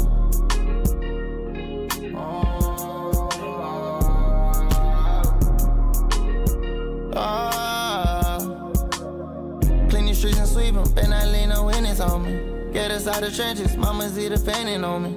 Thought these rats would make it better, I'm still feeling lonely. Crazy folk can't tell the weather, it been snowing on me. Oh, I can feel it closing in. Cause I'm way too high off these tins. Grab another load again. I keep trapping peace till I win. Let her roll with the Z, let her roll with me. Leverage wet like a fin, dive inside and see. I told Rick come downstairs, take a ride with me. I keep him by my side, he gon' die with me. I wish Not was right here on the side of me. Miss Lil' Kobe so much, how you die on me. Need Lil' Sis by my side like my G23. Oh God. I don't know how zombie for that nigga here, man. I ain't holding this shit no more. I ain't holding it no more, nigga. I'm letting it all out, you hear me? I'm hurting. I'm on too much drugs, I'm so high. I'm letting it, I can't hold it in on this beat. Spread my wings and let my soul fly. Plus, be no English, she got French on her feet. I just feel like ain't none of these niggas fucking with me right now, nigga. I'm in that mode, nigga. I'm in a whole other mode, you hear me? I'm gonna keep going in. Last night, Cardi lenses. I can front the trenches. Now I'm riding Benz. Switch game with extensions. I'm still independent. I ain't never saw my soul. Don't need no forensics. Don't got good intentions. Spider senses tell me no. Ain't no one to mention. All these bows I'm benching. I was broke trying to kick a throw.